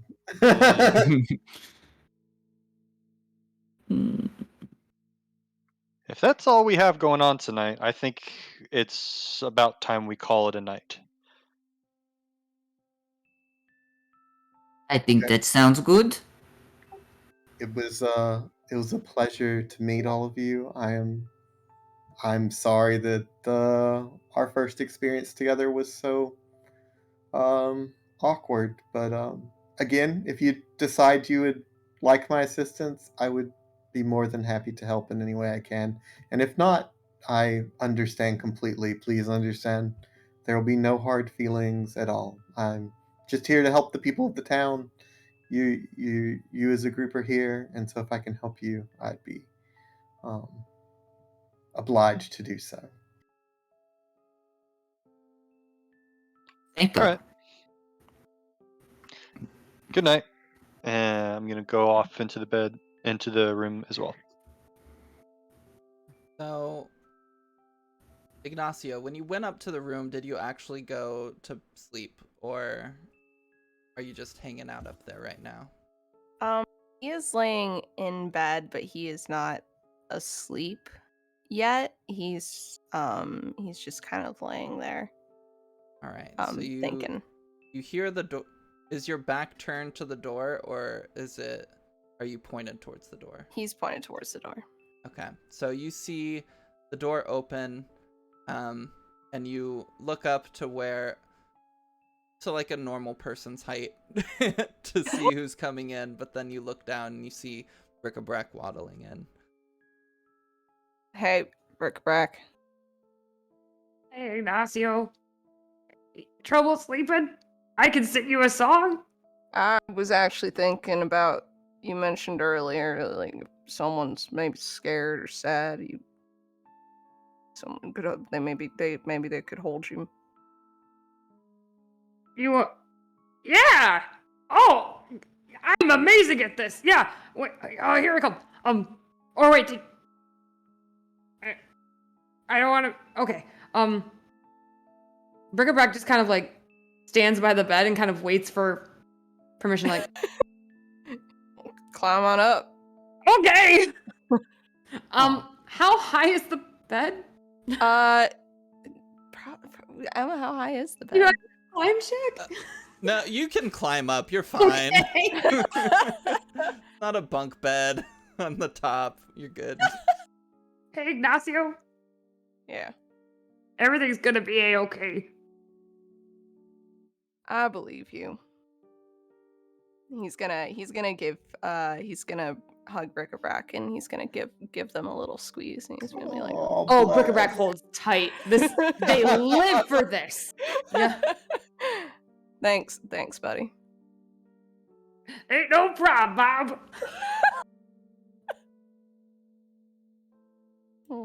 And that's it Oh, for no! that's it for that.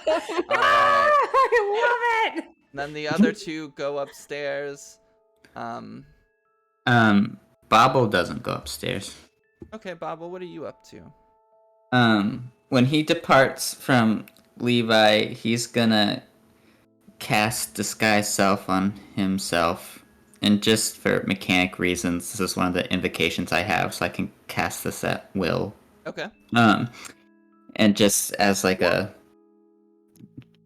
commoner looking It's no longer on man. Bojangles, who I had Oh, forgotten about until this point. We'll say he's upstairs. okay. Um, and he's gonna walk out of the bar or the tavern. All right. Where do you go? He's gonna try to find some secluded place to start reading his book. Interesting. All right. So we will come back to you here in a second. Levi, where are you going now that everyone else has gone to sleep or just left the tavern? What can I roll perception just to see what I see around the? How did I close out a roll 20? Hold on. Or could you tell me what I see? Like, is the bar just or the pub slowly? Everyone's just filing out at this point. Oh, Other than absolutely not. No, it's like pretty full. okay, They well then I'm not going to bed anytime soon. I'm going to kind of do what I had talked about earlier, where I'm sitting in a very open spot where people can see me. Again, as a cardinal of Torm, I'm Mhm. there. If people want to come talk to me, that they can come talk to me. Posting up at the bar. And then maybe I guess once it gets late enough that I need to rest, I would try to get a room. Okay. They don't have any rooms, but I think um Or if I could find somewhere else to stay, or if there's any sort of church of any sort around. I think the woman who you helped find her son, you'll like you could run into her again and as you're like looking for a place to stay and she'll invite you to stay Beautiful. at her home. Yeah, that's perfect. Thank you. Yeah, absolutely. So with that, and as everybody continues with their night or goes to bed, we are going to make a quick 5-minute break. So everyone, be sure to stretch, use the bathroom, get some water, do what you need to do, and we will be right back. Thank you so much for hanging out so far, and I'm looking forward to seeing where this goes next. So we will be back.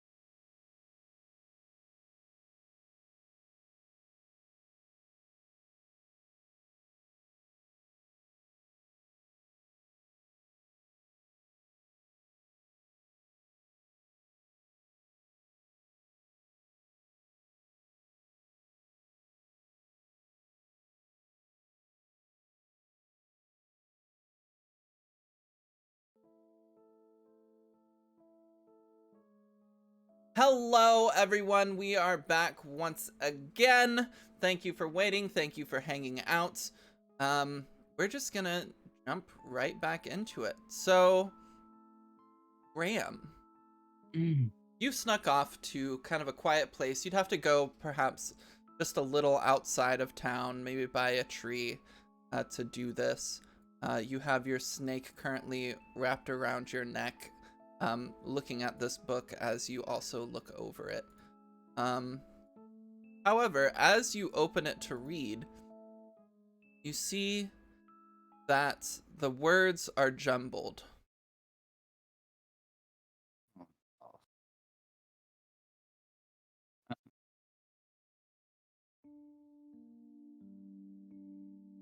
The words are jumbled and shifting around on the page.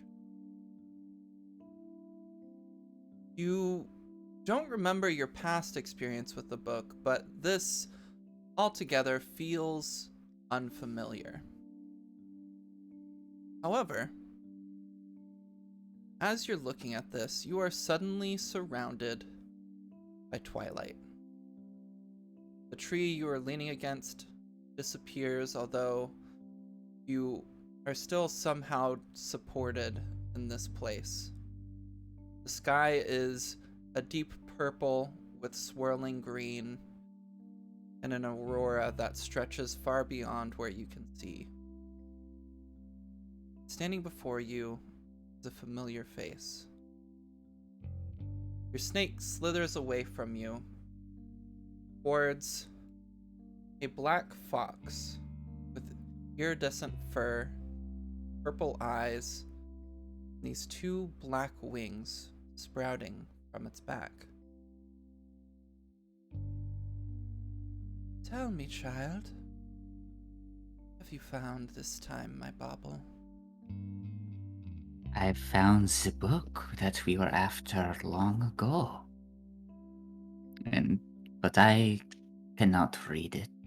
And he'll offer the book. You feel a warmth kind of move through you, and you feel happy as you're sharing an emotion with your patron. He steps forward, moving towards the book, climbing slightly on top of you and looking down at it. This is very interesting. Very interesting indeed. What does it look like to you? Well, it looks like it doesn't want to be read. Map. Oh, Map of words and riddles. Things not meant for mortal eyes.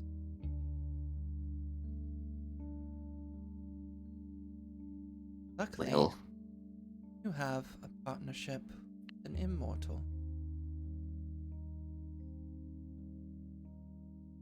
Bobble smiles and looks at her.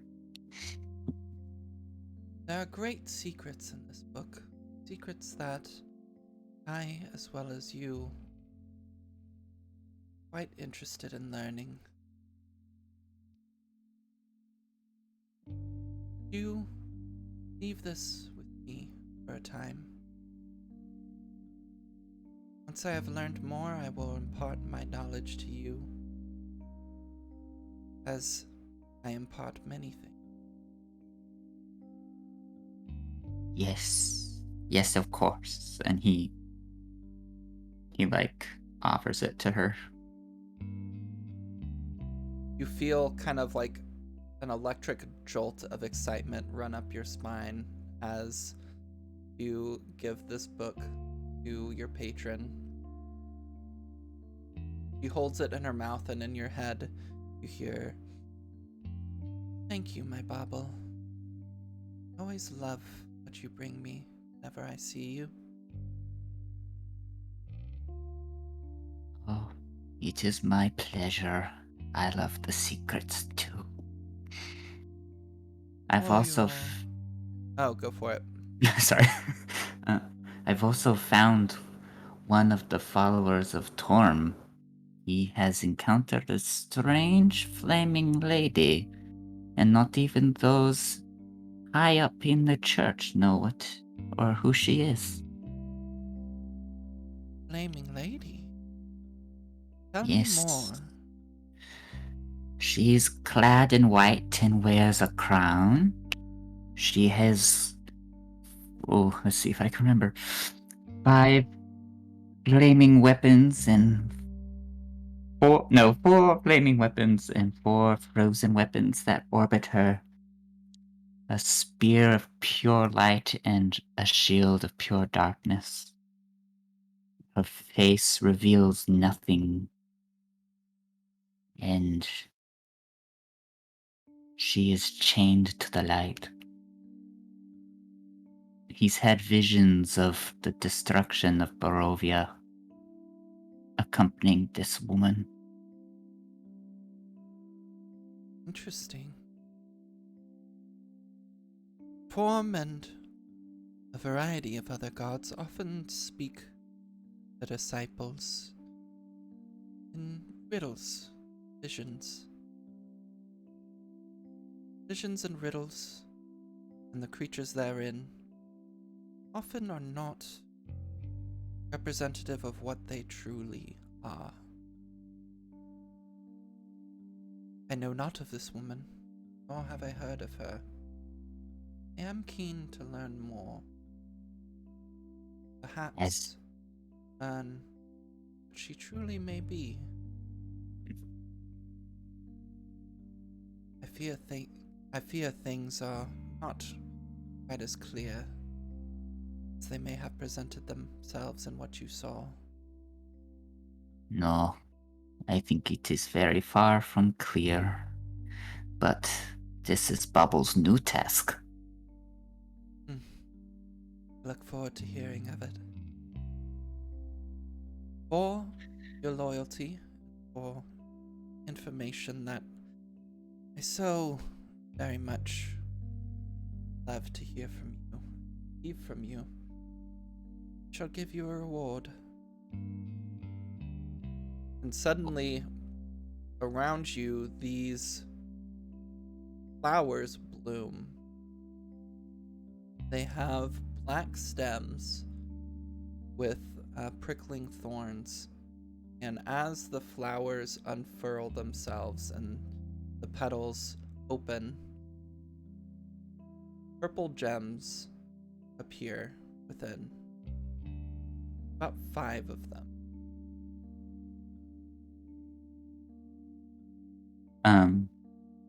Bobble will collect them and sort of bow his head. I look forward to seeing you again. As do I, mistress. And then suddenly, you are back once more outside of Silverpool. Leaning against the tree, your snake wrapped around your neck. However, now, there's not a book in your hand, but 5 purple gems. You have drawn the gem card. Ooh! You Boy. gain 1,000 gold in gems. Oh! Very neat. Holy crap. Rich boy. Okay. I'll take it.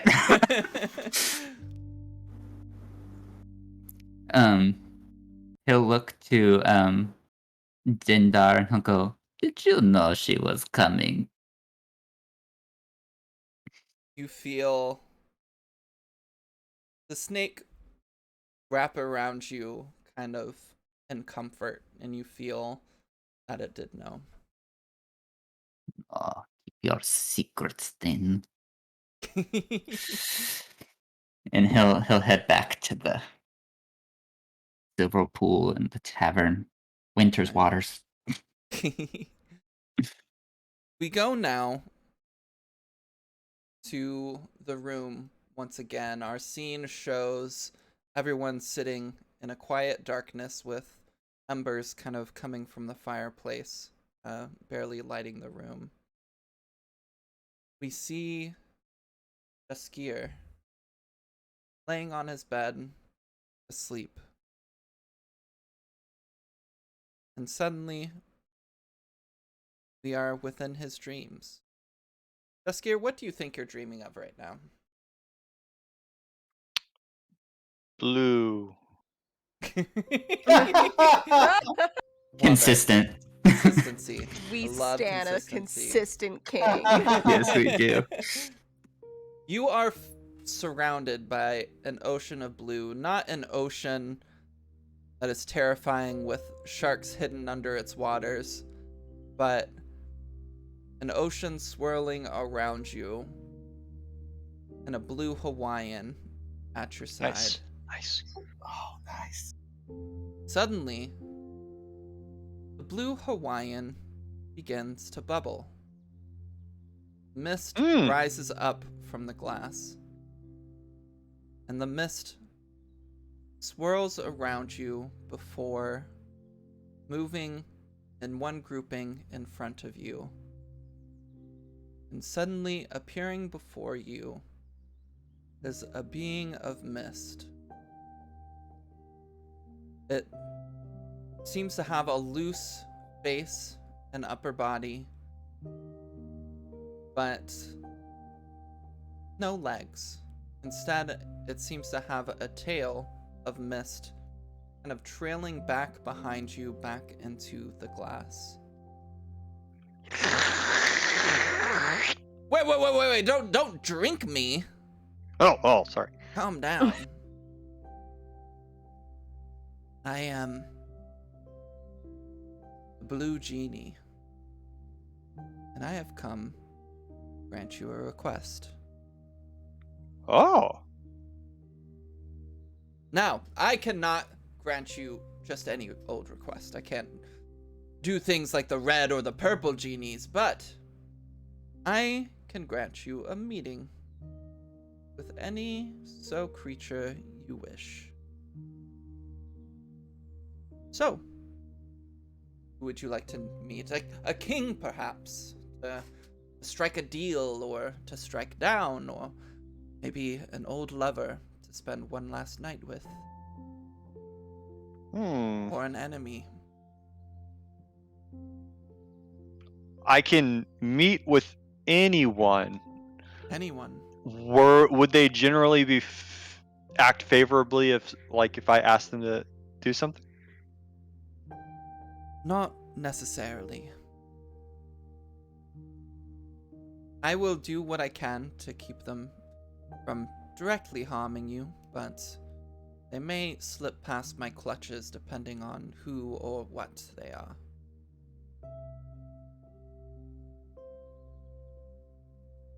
So, what was the name of Levi's god?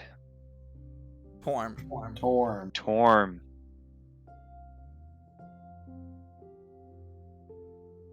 Do you say Torm? Is Is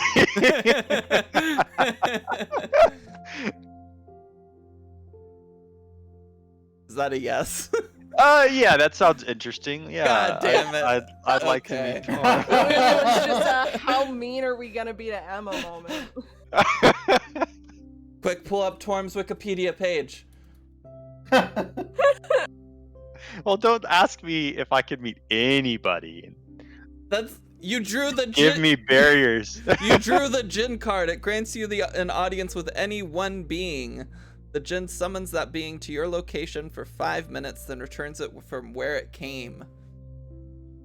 Let me just tell you everything I've heard about Torm. Great guy. I got it up.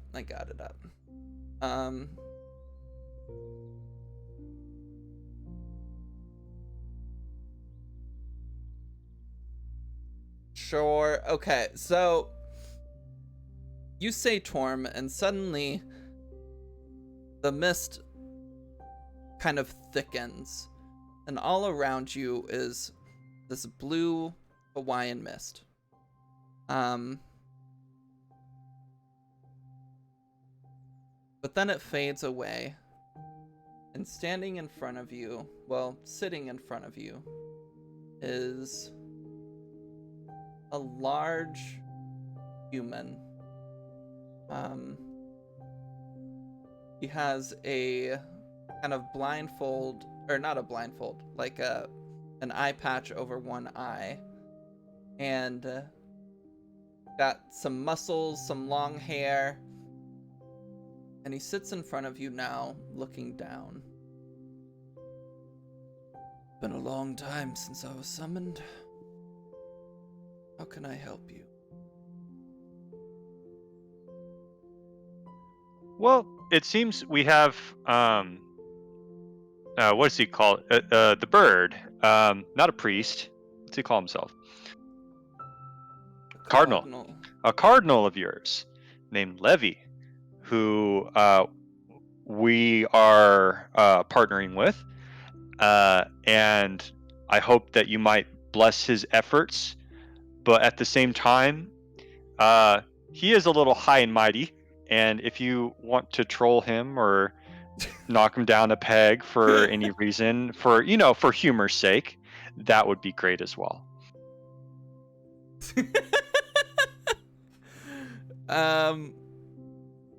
He looks down at you and chuckles, obviously amused by your request. I can honestly say that's perhaps the first time I've heard a request like that. Is it, Sufi, is it Levi or Levi? Levi. Levi. Levi is an interesting person. Has much ahead of him that will be troubling, and for you, I will do my best to watch over him and aid him where I can.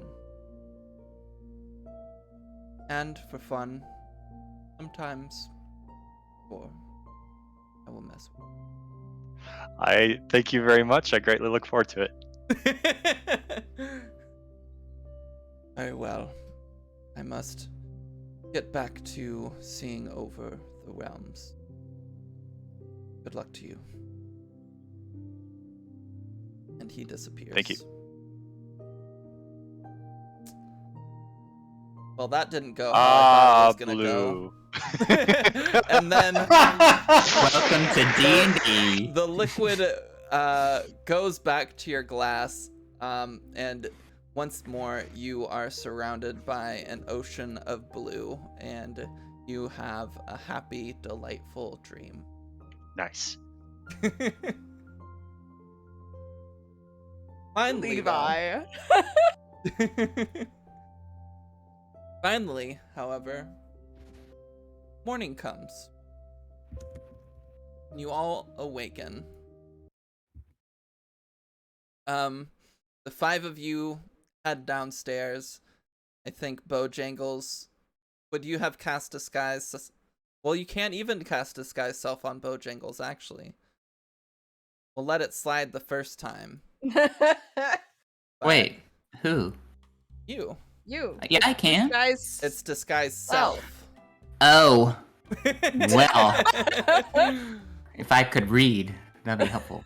We'll say, Bojangles, while he was disguised, got a new bag for Ignacio. Okay. And is now I'll hiding put him in in the said bag. bag.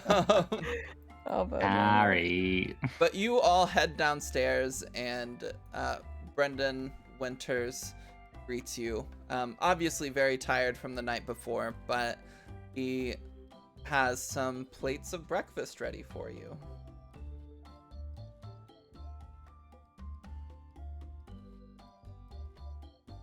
Oh, breakfast, my favorite.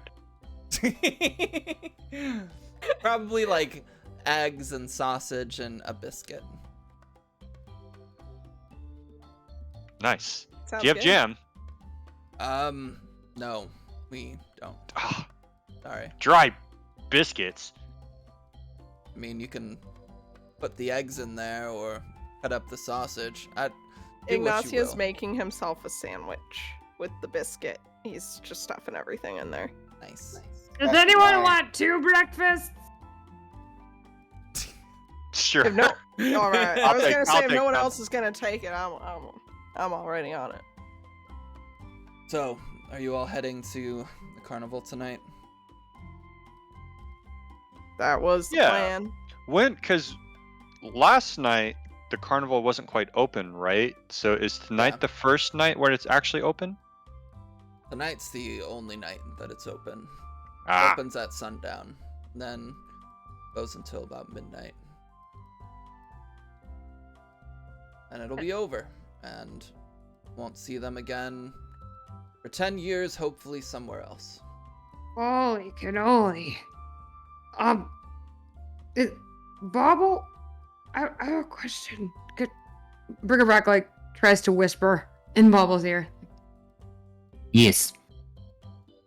We're going to the carnival tonight? Well, I was planning on going, but do you not want to go? I just don't want to get...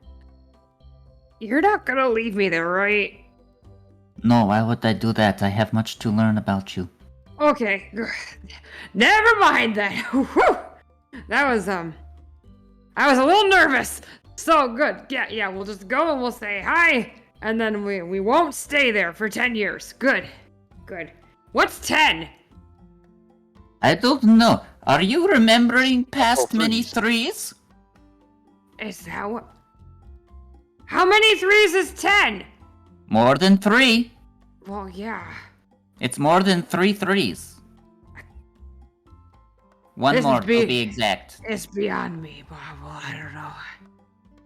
Anyway, Don't yeah. hurt yourself, Brick-a-brack. Oh, hi, Ignacio. Yeah, we're on. Let's just- Ignacio could tell she was doing math. Yeah, They he were saw doing that. math. He saw their brain like bulging. Yeah. God. So we're just gonna go say hi at the carnival and then not stay there for any threes. Yes, I want to talk to one of the fortune tellers. Oh yeah, they got them in spades. They're everywhere. And they say really cryptic, scary stuff. I don't really talk to them.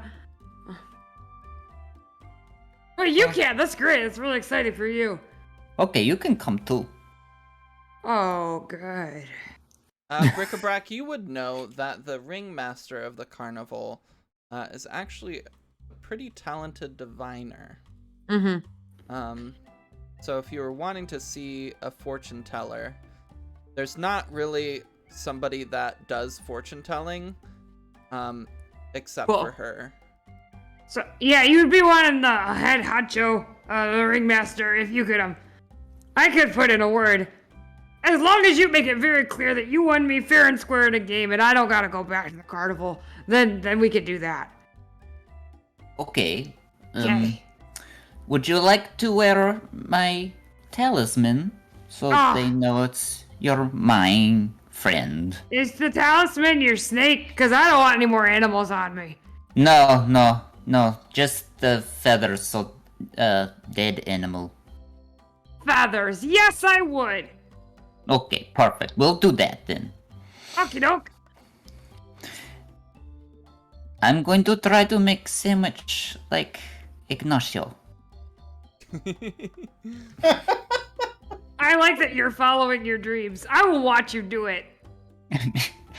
And Baba will like take his claws and just try to like slice through the biscuit. Oh, You that's the wrong blade for successfully do bread. so. Oh, it could be done. You need something serrated. I don't think. Anyway, It normally works. Pretty good at slicing most times. Levi, what would you be doing this morning? Well, before dawn, to deep reflection and prayer. course. And then, as soon as dawn came, and I guess the mother was up, I would see myself out. I wouldn't want to like leave in the middle of the night without saying goodbye, but Okay, yeah. so as soon as they're gone, and then I would basically, when I left town, it would be kind of like how yesterday started. I would be looking around town because I don't want to push myself on the group. They have decisions to make, so it would be looking around town for people I might be able to help. And if I don't see anybody, it would be going back to the pub and sit there and wait and see if anyone's in need. Yeah, it's early morning. A lot of the travelers and adventurers who are here for the carnival are still resting in their camps outside of town or in the tavern if they were lucky enough to get a room, or just on the ground randomly in the street. It was a long night for them. It was a long night for them.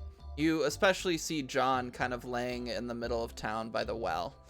And I think there are a few like townspeople kind of wandering around getting ready for the day while they can, and things aren't like super crazy, but there doesn't seem to be many people that need like help. Okay, well then I'll head to the pub and find a chair kind of out in the open and sit down and read. Yeah, the pub is pretty empty currently, except for some people that look familiar. What a coincidence. Oh boy. Ignacio's actually going to, when he sees Levi, he's gonna make his way over. Good morning, friend. Good morning, friend. Mind if I sit? Absolutely. You eat breakfast yet? No, not yet. Just sitting here reading. Do you wanna eat breakfast? Oh, sure. All right. I'm gonna order some food for Levi. It's very kind of you. Thank you so much. Yeah, I wanted to apologize for my behavior last night. I have a feeling that whatever happened was entirely out of your hands, and I was unfair to take it out on you. I'm sorry. There's no need to apologize, my friend. It was overwhelming for everyone. I'm happy you're okay. And I appreciate you getting me breakfast. It's wonderful. He closes his eyes and gives you a big smile, yes. Yeah, no problem. You just gonna sit here all day? Yeah. See if anyone needs any help. I'll go wander around town, Your friend there, Bric-a-Brac, said that you were that they were looking for a small child. I offered to help, but I don't want to intrude on the group, so just kind of gonna do what I can to help around town until we see what happens. I'm just gonna let you know we all met each other yesterday. So as far as intruding on the group goes, once you've kind of been sucked into a void altogether, I don't think you can intrude much more than that. That's fair. So if Bric-a-Brac wants your help, I just wanted to come over and let you know. No hard feelings. Don't stay away from us on account of me. I'm happy to join your merry crew. All right. Well, I'll leave you to your breakfast and your book. We're not married. We're just best friends. Right. Old Well, friends from yesterday. well, then I hope I can be your new best friend. You're in. You are my new best friend. How dare? Also, you are my best friend, Marble. Okay, you almost earned my umbrage. Is an unbridge like a bridge that's not there? It's like unceasing hate. Oh, I don't want that. You can keep that, though. Okay, No, thank you. but watch yourself. Okay. Looks around in a panic. Does anyone have a mirror? I need to look. I need to look at myself right now. Bobble just smiles. I think the He's closest messing thing with you have you. is a fishbowl currently held in the hands of Jaskier. Yeah, Bric-a-Brac is staring into the fishbowl. You see a distorted version of yourself. I'm blue.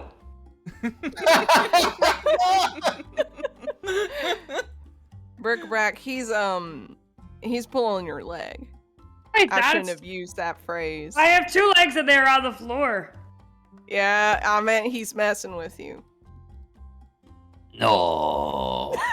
No, never. No, You- it's okay, Brick-a-brack. Don't worry Brick-a-brack about is like a ping pong ball looking back and forth between Ignacio and Bobble. Everything's fine. You are totally fine. I feel very safe in your presence, all of you. I love you all so much. Back to being blue. So, I think you're able to get an additional plate for Levi without having to pay because Brendan owes you, and is thankful for your help last night. But as far as the rest of today, you all obviously basically have the rest of the day to do whatever you would like, or we can skip ahead to tonight when the carnival opens. If any of you has anything you would like to do, shout it out. I'm good. Brick-a-brack is a character with perpetually only one plan. Yeah. Yeah, that's So- valid. They at I- least took a turn about Silverpool asking if anyone knew where the best child was. I'm assuming didn't get far. I would love if you just walking around asking for the best child, and any other child that pops up, you're like, no, that's a shit one. Oh no, for sure. Right in Brick-a-brack front is of walking the up kid. to families saying, "Have you seen the best? No, not that one. You would know." Well, luckily, Silverpool had the best child contest just a couple months back, and little Macy Dickinson was the winner. But she's obviously not the kid you're looking for. That's heresy.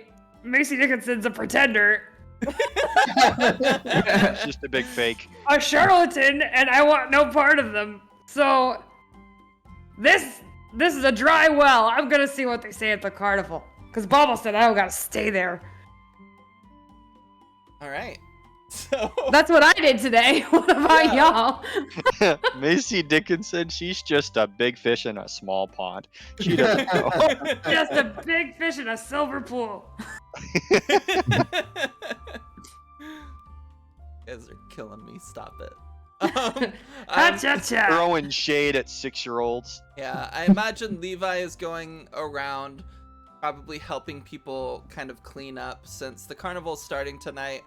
I imagine a lot of people are starting to kind of like get closer to there just to wait and see it open so that they can head in as soon as possible. And the townspeople are just trying to restore any sort of normalcy to their town. I imagine Levi's helping with that. And the rest of you, maybe you're just hanging out. I don't know.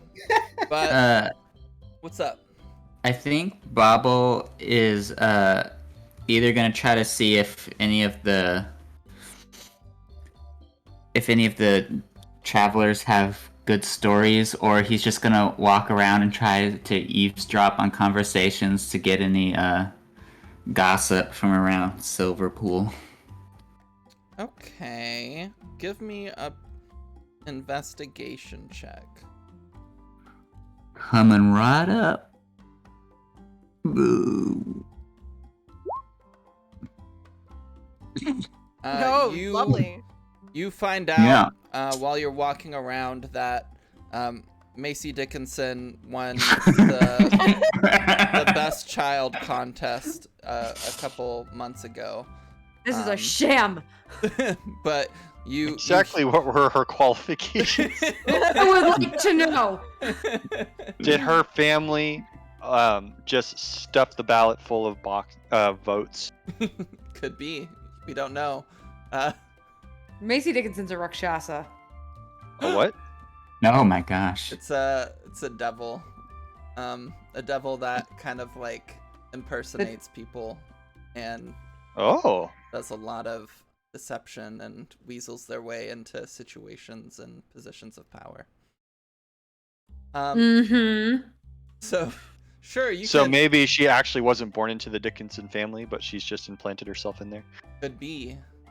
Then altered my their God. memories. She's a mole. She's a mole. Mole, mole, mole, mole.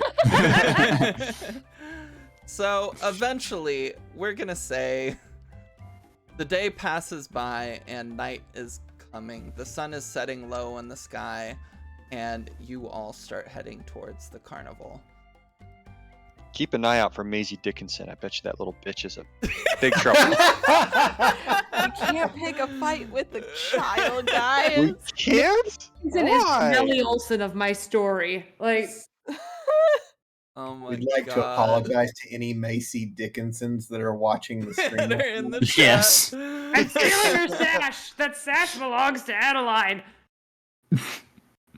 You big poser.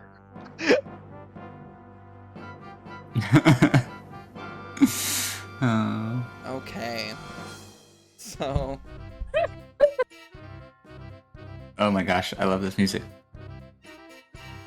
I'm so ready. It definitely has that carnival in an RPG vibe. It do. yeah. Yeah. That's I have exactly a what we're whole going for. playlist of carnival music. Nice. So please enjoy. Excellent. So, as you approach, the first stars of night twinkle across the apricot sunset. Giant dragonflies whir overhead. I'm gonna turn this music down just. This is. Ooh. I'm jamming. Yeah. Remix. Remix. This song is actually called Christmas Rap. I was gonna say it I sounds was like, is this a Christmas carnival? It's like, why is this on my Spotify? Giant dragonflies whir overhead, trailing streamers, and a low mist curls over the ground. Through a floral archway, you glimpse wondrous and vibrant creatures. Elf stilt walkers, dancing fairies, and painted performers. Everywhere there's laughter, pixie dust, bubbles, and the wistful tune of a whistling calliope, which is an instrument. Thank you. I'm like, is that? Oh, Just what I good. imagined a Calliope would sound like. I thought it was a melon. As you That approach was a the cannibal carnival, joke. That was good. there's an obvious path leading into the carnival.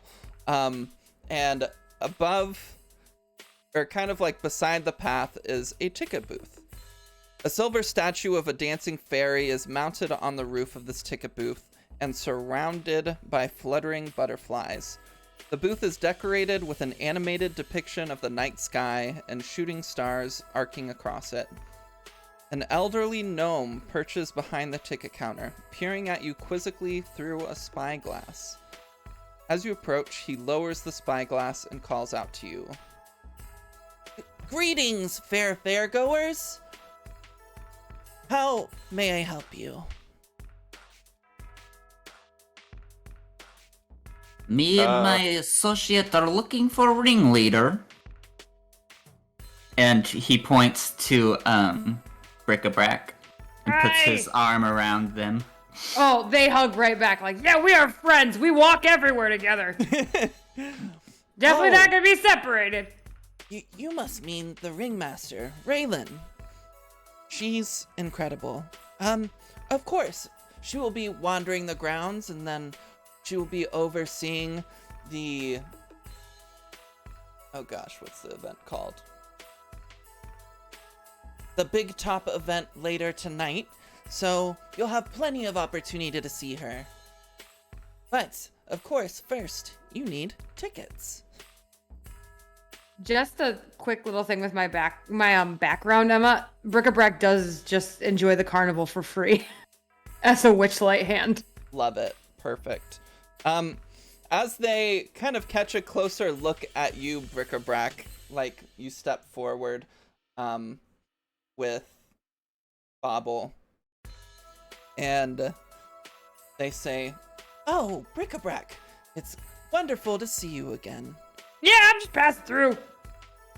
We actually have special tickets for you and your friends." And they pull from behind kind of the booth a small box opening it, they have, how many of you are 5 tickets?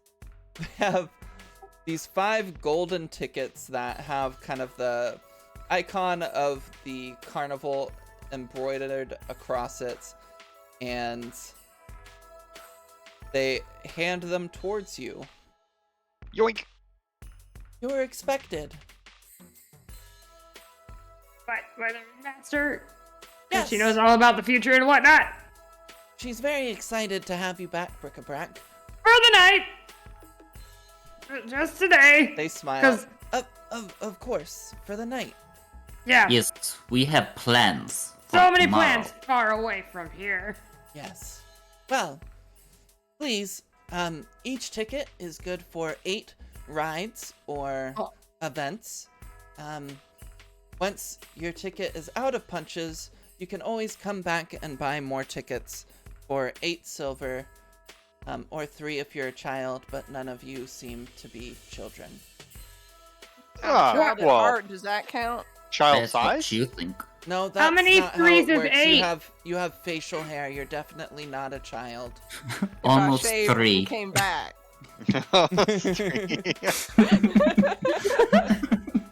All right. Point made. So, welcome to the Witchlight Carnival. If there's anything you need, feel free to ask any of the Witchlight hands.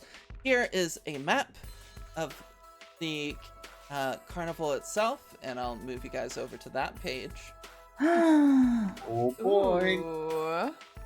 Oh, this is cool. Fun, fun, Oh, fun, that's fun, fun. awesome. And also, just so that we know that you all have tickets and you're allowed to be here. And they pull out 6 pairs of fake butterfly wings with little straps on them. Just wear these in the carnival at all times, and we look forward to you enjoying our carnival. Okay. Are they all the same type of butterfly? Are they all the same color? No, you can have whatever color butterfly wings you want. Yay. Nice. Ignacio's a color-coded bitch, so So they're like black and red. yeah. Nice. What does everybody's wings look like? Mine are orange and blue. Nice. Bric-a-brac? Bric-a-brac took the sort of tawny brown moth wings because they figured everyone else would want the bright colors and wanted them to be happy. Oh boy, Aw. bright colors. Levi, what do yours look like? I mean, that's just the silliest question I've ever been asked. I'm imagining they're purple. They happen to be purple. Yeah. I And sense the theme. Bobble, what about you? Mine is light blue iridescent butterfly wings. I love it. Perfect. And gosh, Finn has bright pink and yellow butterfly Yes. wings. Ooh. Absolutely. Naturally. Absolutely. Oh, Yeah. nice. Of course. Pink lemonade.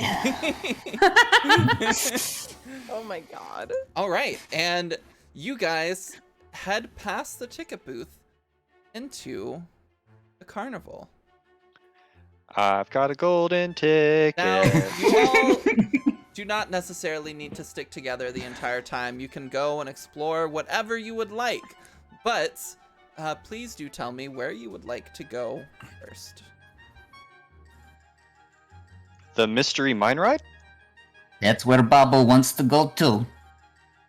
I'm just gonna stick by you guys. Thick or thin.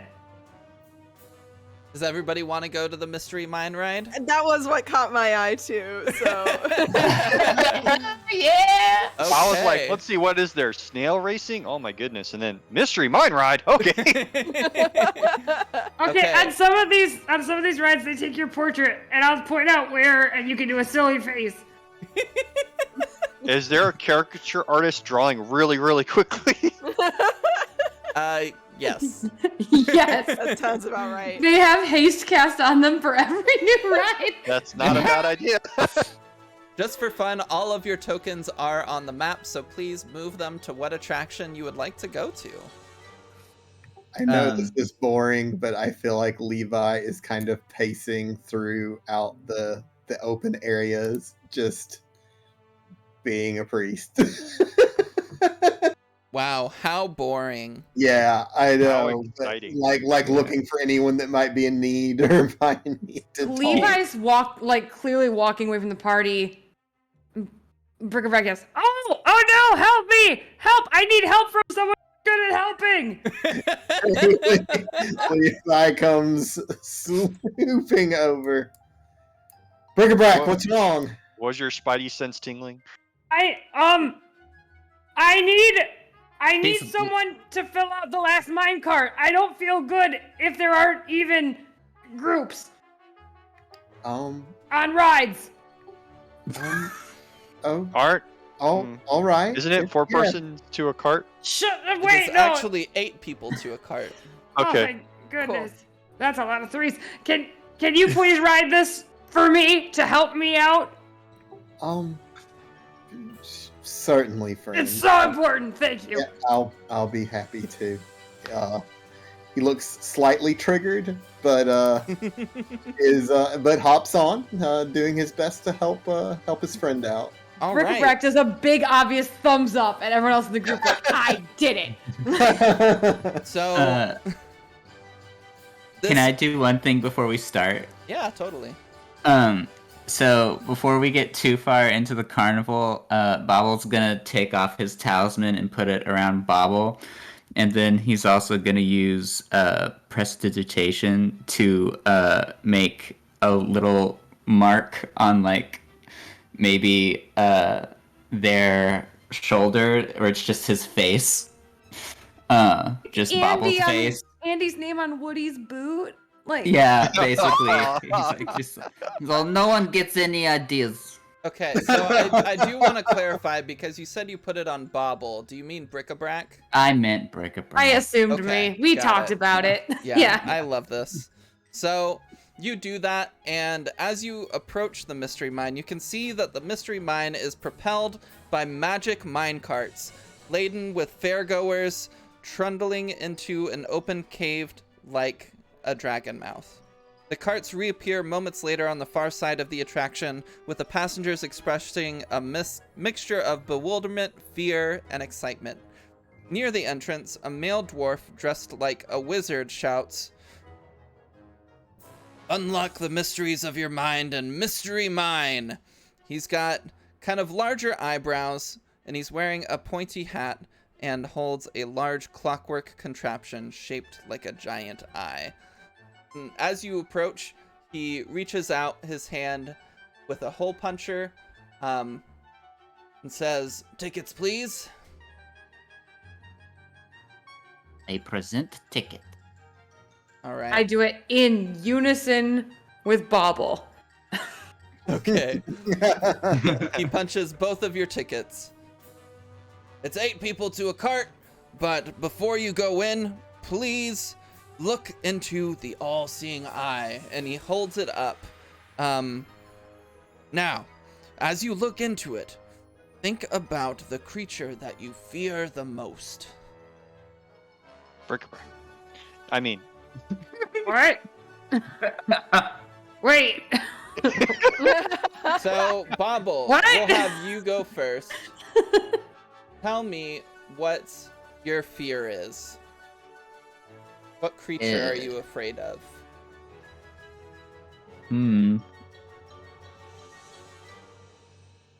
How about the Minotaur that he was wrestling yesterday? Okay. Oh my god. Love it. Brick-a-brack, what are you afraid of? Brick-a-brack the Brave fears no creature, but Brick-a-brack does fear being alone. No. Okay. All right. Who's next? Ignacio will come up. All right, Ignacio, you get your ticket punched. You have 7 hole punches left. Actually, I think you got. I do have another ticket. Yeah. Yeah. You've got 15 hole punches left. I can do math. Cool. What is Ignacio afraid of? Does he have to be honest about this, or can he? Is this like it knows no matter what, or is this more of a you get to tell it? It knows no matter what. This Okay. is mainly you telling me, All right. but So you don't have to look into it. You Okay. can say no. Okay. A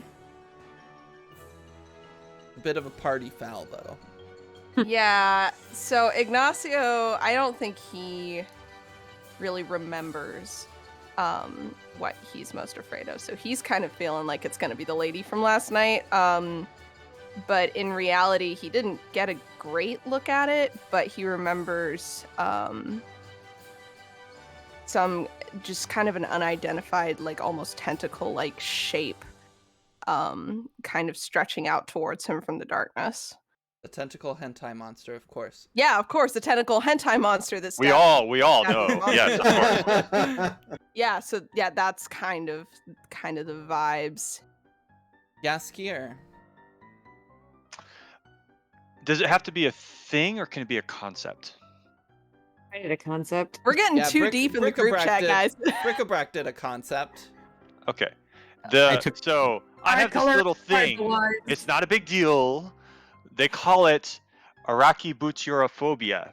It's the fear of peanut butter sticking to the roof of your mouth. Oh my god. For all time, like, it will never be loose. It's terrifying. Okay, interesting. Levi. Levi will be committing party foul and will close his eyes, smile, nod at the dwarf, and then just walk on through, not looking at the orb. Party foul. Okay.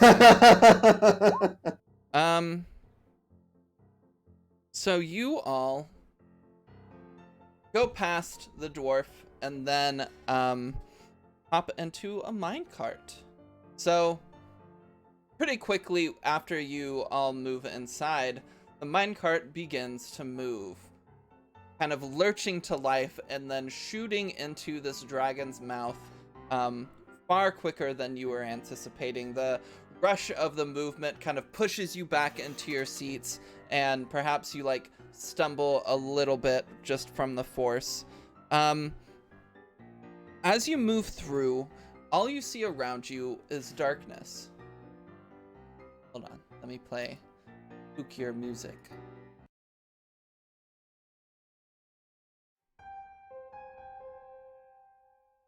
As you move through the dragon's mouth, you move into a tunnel with only darkness.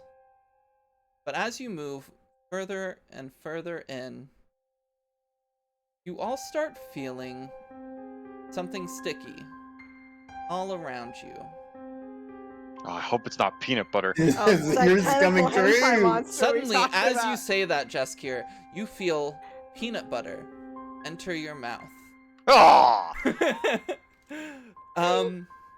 I'm like deathly allergic to peanuts, so this is actually a nightmare for me. Yeah. Well, then I have a very funny phobia name for you. I know.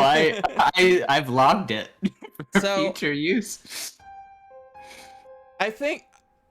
I don't know that any of the rest of you are afraid of peanut butter. Suddenly you just start seeing peanut butter all around you. And I'm only gonna make Jaskier roll for this one. Make a wisdom saving throw for me at disadvantage.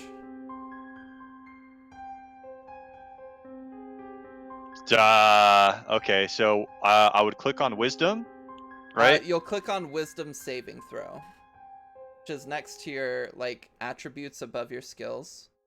They'll have the different saving throws. Oh, okay. Saving throws, click on wisdom, right? Yes. Okay, so you roll a 12, which is enough to succeed. So you feel and you see this peanut butter suddenly all around you, and some got into your mouth. You very quickly and reflexively like scoop the peanut butter to the bottom of your mouth so it doesn't stick to the top, and you swallow it super fast. And then you just keep Nice. your mouth closed. so that you don't get any on you. But then the peanut butter passes by. Hey, Emma, Yes. real quick. Because the peanut butter thing happened and I see Jaskier like fighting through this, can I do something class related? Sure. I'm going to channel my divinity Watcher's Will. Everyone has advantage on their int, wiz, and charisma saves. Oh, nice. So does that make it flat, or To make it flat, I'm it would make assuming. it flat. So it Cool. would still be a 12, but it's still enough to pass. And then Nice. this will help the rest of you. Thanks, Nice. break Thanks, it Break It back. Back. Don't worry, just the dark. It's not real, probably. Probably. Right after you say that, suddenly, all of you are entirely alone. You hear Jeskier start to say probably, but then he's cut off. Looking around in the minecart, there is no one else there. And you feel these feelings of loneliness and abandonment come over you. Everyone, please roll me a wisdom saving throw. At advantage, except for Bric-a-Brac, who's rolling it just normally. Bric-a-Brac, my talisman also gives you a D4 to saving throws. Oh, heck yeah. Oh my god. Nice. Also, really quick, want to be honest about bookkeeping. It looks like I can only do this for a number of creatures equaling my charisma mod, so that's 4. So, So pick who you want. Oh, I had already passed that. right, I was gonna skip Jaskier because he already won, basically. So Okay. I think I can give it to everybody else. Totally. That works. Okay. Thank And then you for saying that. yeah, I just want to make sure I'm doing it right because this is new. All right, so flat roll plus a D4 for me. Yes. Ooh. Okay, so we got a 20, Whoa, we a 24. 24, a I will fear no 15, darkness. an 11. Bobble, you can roll Do I get another again. Yeah, because it's at advantage. one? All right, that's good enough. Oh. I think Levi, you're unaffected. Okay. So you all kind of see this happen, and all of you are unnerved by it. You're not sure where everyone went, you're not sure what's going on, but then suddenly everyone reappears after what feels like a few minutes. And then next, you feel the cart shake. Looking behind you, a large minotaur with black fur and red eyes is pulling the cart almost entirely to a stop. Smoke kind of like moves out of its nostrils as it snorts and is trying to like move towards you to gore you. All of you make wisdom saving throws again. I believe this is At still advantage, active. Yeah. except for Jaskier and What does it mean when you're saying add advantage or not, or is there something I'm supposed to So- be doing there? advantage is you roll 2d20 and take the Oh higher my number. god. Disadvantage is where you take roll 2d20 and you take the lower number. Dang. Man, I'm not doing good. Yeah. So Bobble, you just roll normally on that. So you roll a 6. Oh, okay. My bad. Ignacio, you also fail. I figured. Bric-a-Brac, you're fine. Jaskier, you're fine. Okay. So Bobble and Ignacio, how do you two express your fear in this moment? Ignacio has fight or flight reflex. But I'm gonna. I don't want to. He'll just like scream and like put his fists up like he's gonna punch this thing if it gets much closer to him. Love it. How about you, Bobble? Bobble hisses at this thing and starts moving as far away in the back of the cart as he can from. Oh, bless him. Awesome. Perfect. And then, lastly but not leastly, Ignacio. As your kind of like fight or flight mechanism comes in, suddenly the Minotaur from behind him erupt these large tentacles moving towards you. They look like they're about to grab you. Go ahead and roll a wisdom saving throw. Righty. Everybody's at advantage except for Yaskir and Ignacio. Dang, I'm rolling fire. I'm not gonna say I wanted to fail that, but it makes sense that you would fail that. Oh Okay. no. So Yaskir and Ignacio, you both fail. Ignacio, what are you doing?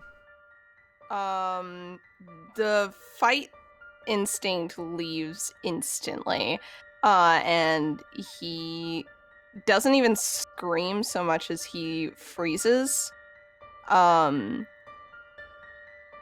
like ice cold. His hair goes out. He's just like frozen, can't move, terrified. Okay. And Yaskir, how do you react to being scared? I'm sipping my drink, but I'm gonna choke on it a little bit. It goes down the wrong pipe. It goes down the pipe. So the rest of you see Jaskier like choking and coughing a bunch. I'm okay. And Ignacio is frozen. These tentacles get closer and closer. And then they actually grab Ignacio. Oh. He's lifted up from the cart and is being pulled back off of it. Can reactionary try to grab back? Yeah, try to grab. Yeah, what do you want me to roll? So you can automatically grab his legs, but then make an athletics check to try to wrestle him away from these tentacles. Not my highest stat. Hey. Oh no. I decide it's best to just let go. Wow, Eli's really building trust with Ignacio. So you feel as you he feel gets grabbed, he does start screaming as well, though. Anybody No. else want to try to do anything? Sure, I mean, we could all you. try and grab. Hold on. I think, Jaskier, you can't do anything.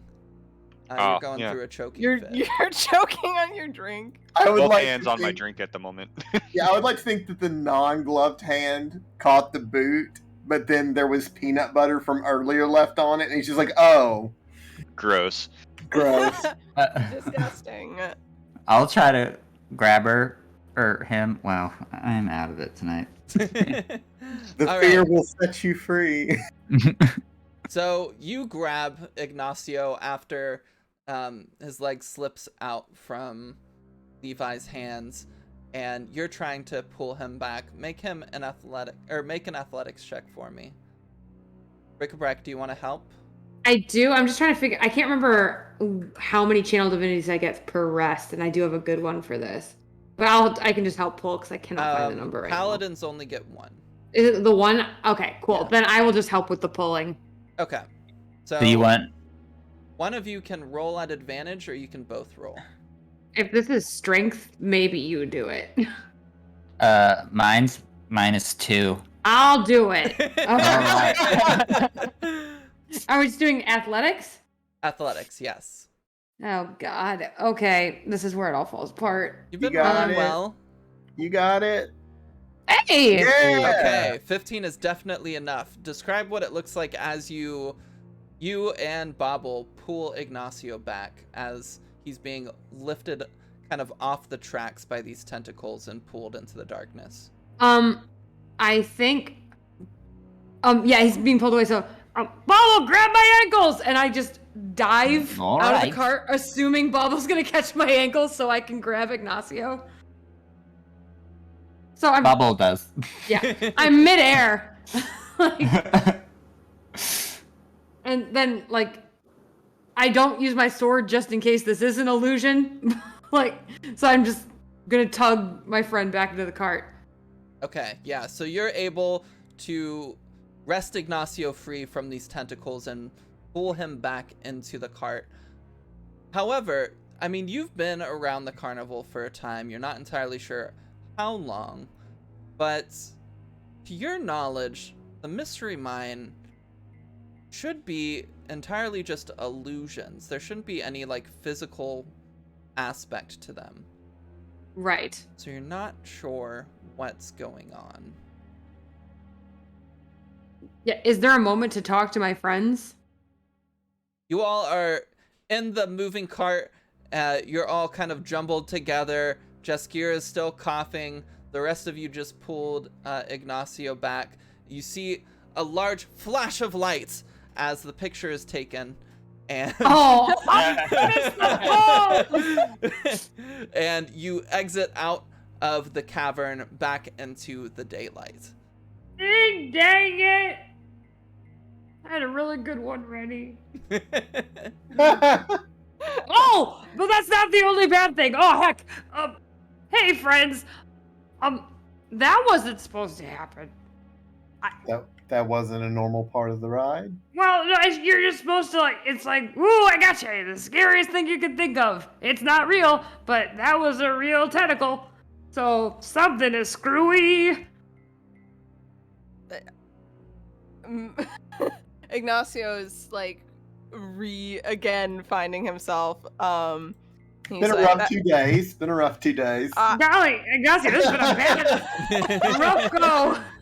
I'm not gonna lie to you when I say that's not what I expected to see. Perhaps we should go see who's in charge.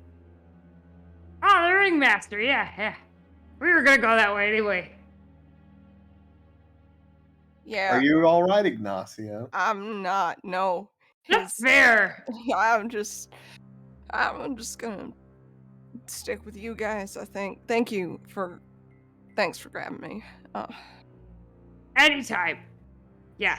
No Tentacles, that's a problem. nasty You're way to welcome. get It was a snatched. team effort. Yeah. I just want y'all to know if something like that happens again, and it's a choice between you and grabbing me and your safety, I just want you to think real hard about that decision. That's all.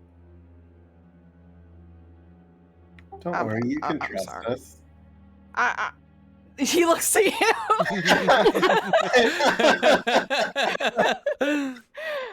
Now I trust you to make the right decision. In that instance, I trust you completely.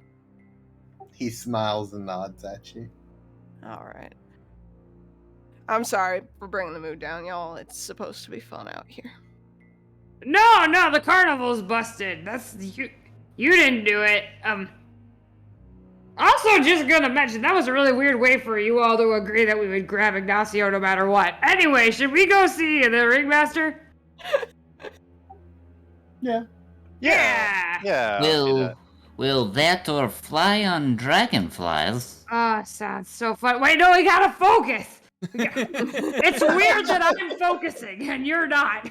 You guys don't have to do that if you don't want to. If you want to go have fun and join the carnival, I'd understand. Ignacio, but what if other rides are super dangerous? Or what if someone else gets caught on that one and it's not good? That's a Other good people, point. there's a line. Yeah, I don't want anyone getting hurt. You're right. We should talk to the ringmaster. Do I know which way to go, Emma?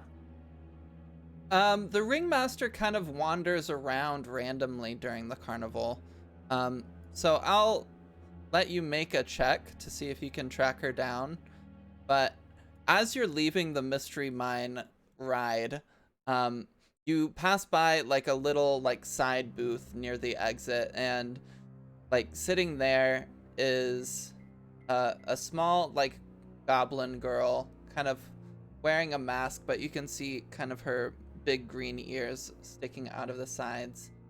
You want your picture? Yes. Yeah. Okay.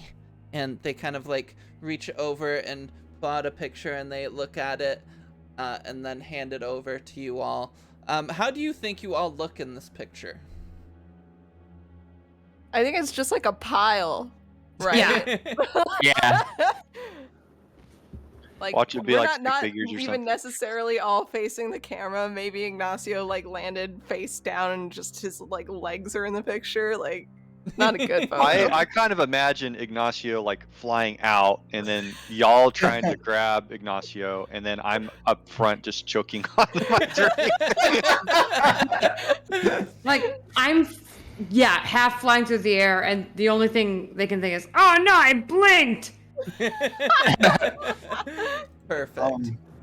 And Bobble has his eyes like half closed and he's going after bric-a-brac.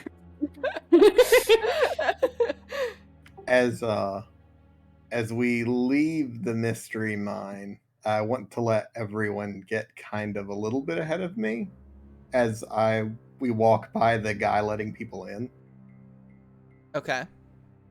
The dwarf. And and I kind of let the group get ahead of me. And then as I see the group continuing to go, as long as they are kind of chit-chatting with each other, I reach out with my gauntleted hand and put it on the dwarf's shoulder. And I look at him with, closed eyes and a smile. If you let anyone else on this ride, I will be back. And he smiles at him, and then he goes back to catch up with the group. Roll me an intimidation check. Okay.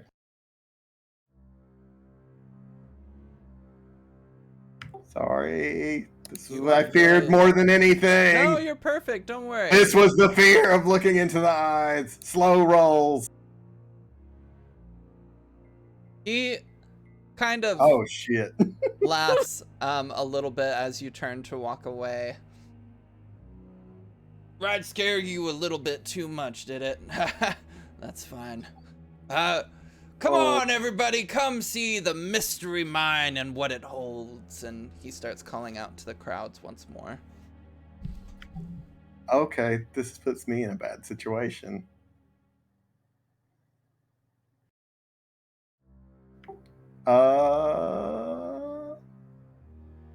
I turn back and I'm heading towards him now. And I unsheath, or not unsheath, but I pull out my hammer and my shield as I'm walking towards him. Oh no. Ho ho ho! I don't know that you want to do that, friend. Don't worry, this has never gotten me in trouble in other games before. Never. Do we see this? Yeah, I mean, there's the chance that I you think, would know Bobble, you someone- notice that Levi's missing and you look back and you see... Oh no. He'll say to everyone around him, Levi, he's taking things into his own hands. Can Well, we this all is something I intimidate the gotta guy? watch. You Oh, want to intimidate the guy? Yeah, I give him a stink eye. Oh yeah, sure. We can all give him a stink eye. Let's I do don't that. think that's going to be good enough, So unfortunately. you see me? No, what if I roll really good? okay, I'll give him a Karen glare. I think you all are a bit further away, and in front of him there's a man with a mace. So I think his focus is there. Okay. Levi's gonna try to calm himself down. Puts his mace away. Puts his shield away. And then he's just gonna reach his hand out and then guiding bolt the orb. Oh god. Because the orb's just floating above the guy, the way it was No, described. he's wearing it. Oh, okay. Well, I'm guiding bolting the orb that it's wearing. Yeah. Oh. Oh. Oh. Oh no. Oh, I thought we were doing fact finding. We just gotta skip to the end, huh? Can't We're just gonna. let more As- people get hurt. He was gonna let other people onto the thing. As you go to do that, what does it look like as you cast Guiding Bolt? It would be the non-gauntleted hand comes out, and I would think that like light starts building up in my little Torm symbol that would be in my hand, and then the bolts would start coming out. So As you reach up to do that, and the light is supposed to come, it doesn't. And the man just smiles. Oh. Be sure not to miss the big top event tonight. I think you'll have a great time. Levi just looks at his hand, and this is the first time he kind of gives a scowl at this guy, and then he just kind of turns away in a huff to catch up to the group. He's visibly upset as he's coming back towards the group. Yeah. You all see him coming back to the group, very peeved.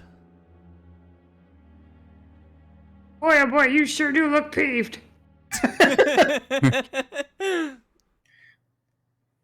What? God's given us right. We shouldn't be letting more people get on that ride. Something's going to happen at the big top event, though. There was a threat. He prevented me from casting.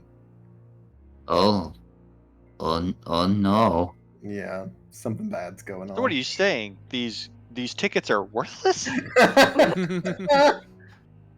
So, Uh, Jaskier, when you hear he prevented me from casting, you remember you asked Torm to fuck with him every once in a while if he could. Oh my god. You Oh, don't yeah. know if that's what happened here, but it just comes to mind. I did specify for humor's sake, but you know.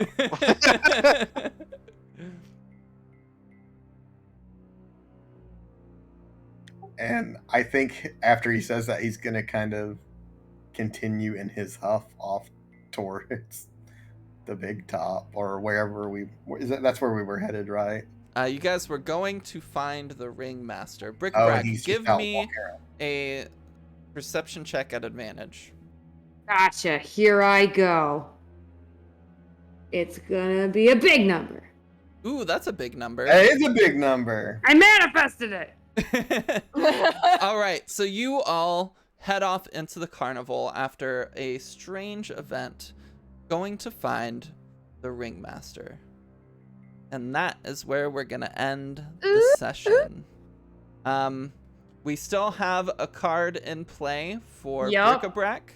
For me. Oh no. That might get revealed next time. We will see. But until then, thank you all so much for hanging out and watching. I hope you had a fun time.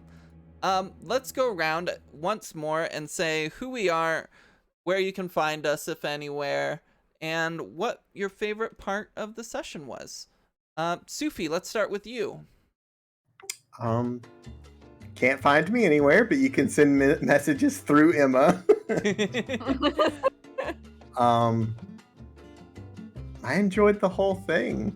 I really enjoyed getting to play again. It's been quite a while since we've gotten to play together, so I think that was my favorite thing, is just getting to play again. Yay! Perfect. Aw. Next up, Nina. Hi, I'm Nina. You can find me at Nina Wolverina on Twitch, Twitter, and Instagram. And my favorite part was when Ignacio and Bric-a-brac got a little cuddle sesh to help Bless Ignacio feel them. better. That was nice. And Jaskier. Not on the social medias so much. But the whole thing, I really enjoyed having a session this weekend. Kind of makes the weekend. Yay. But my favorite moment was probably when Emma was like, "I was not prepared for you to summon God." I definitely was not. Next up, Aaron. Hi, I'm Erin. My partner Adam and I make Trixie Wizard comics. You can find us at Trixie Wizard on Twitter and Instagram, TrixieWizard.com. You can also find us this February on Kickstarter with our color matching witch-themed card game called Witchy Cakes. It's going to be a blast and a half. Yeah, I play Brick-a-Brack, Watcher Paladin, and my favorite moment from the session was probably... Oh gosh, there's so much. I loved all of the small inter-party moments that we got to have, like Ignacio and Bauble Brick-a-Brack getting to be like kind of have a moment of vulnerability, and I adored Bauble's conversation with their patron a lot. That was so good. And last but certainly not least, Graham. I'm Graham. You can follow me at Throcketman on Instagram and Twitter if you want. If you don't, it's probably gonna make no difference. But my favorite part is a tie between getting to talk to my patron and Sufi's vision, or Levi's vision. Yeah. Oh, thank you. Mhm. Now you guys know what I mean when I said before the session that Sufi had basically handed me a prophecy from the Book of Revelations. Oh yeah, no. I was struggling crazy. to relay it to my am- patron. Yeah, I'm interested to see how I interpret that in the future. I've got a couple ideas, but I need to flesh them out a lot more for sure. But thank you all again so much. I'm Emma, also known as Emma Panada. You can find me here on my Twitch channel or on Twitter, where I shitpost at Emma Panada. Here on Twitch, we have various games going on. We have our next game is going to be Tuesday. It's Curse of Strahd, run by Matihi in the chat, and it is a lot of fun. So if you want to come hang out for that, that'd be amazing. But the next session for this game is going to be the 19th. So if we don't see you before then, I look forward to seeing you then. My favorite part of the session, oh boy, I really liked. I love the silliness of this group, but I also like that Levi brings in some seriousness, and that we got like a taste of that pretty quickly with kind of the whole seeing part of his vision thing and Ignacio getting mad, and just that whole like interaction was real juicy to me as a DM. And I look forward to like kind of milking that in the future. So yeah, I think that was really good, and I really liked gosh, there was a lot to like this session. There's just a lot to like this session. It was a good time. But I am excited for when we'll play next, and we will see you then. I think we're going to raid into my friend Stella Luna, who's currently playing Dead by Daylight. She is an incredibly good like variety streamer as well as TTRPG streamer. And so if you want some amazing content, go give her a follow, give her a watch every now and then, and yeah. I will see you all next time. Bye. Adios. Thanks for coming.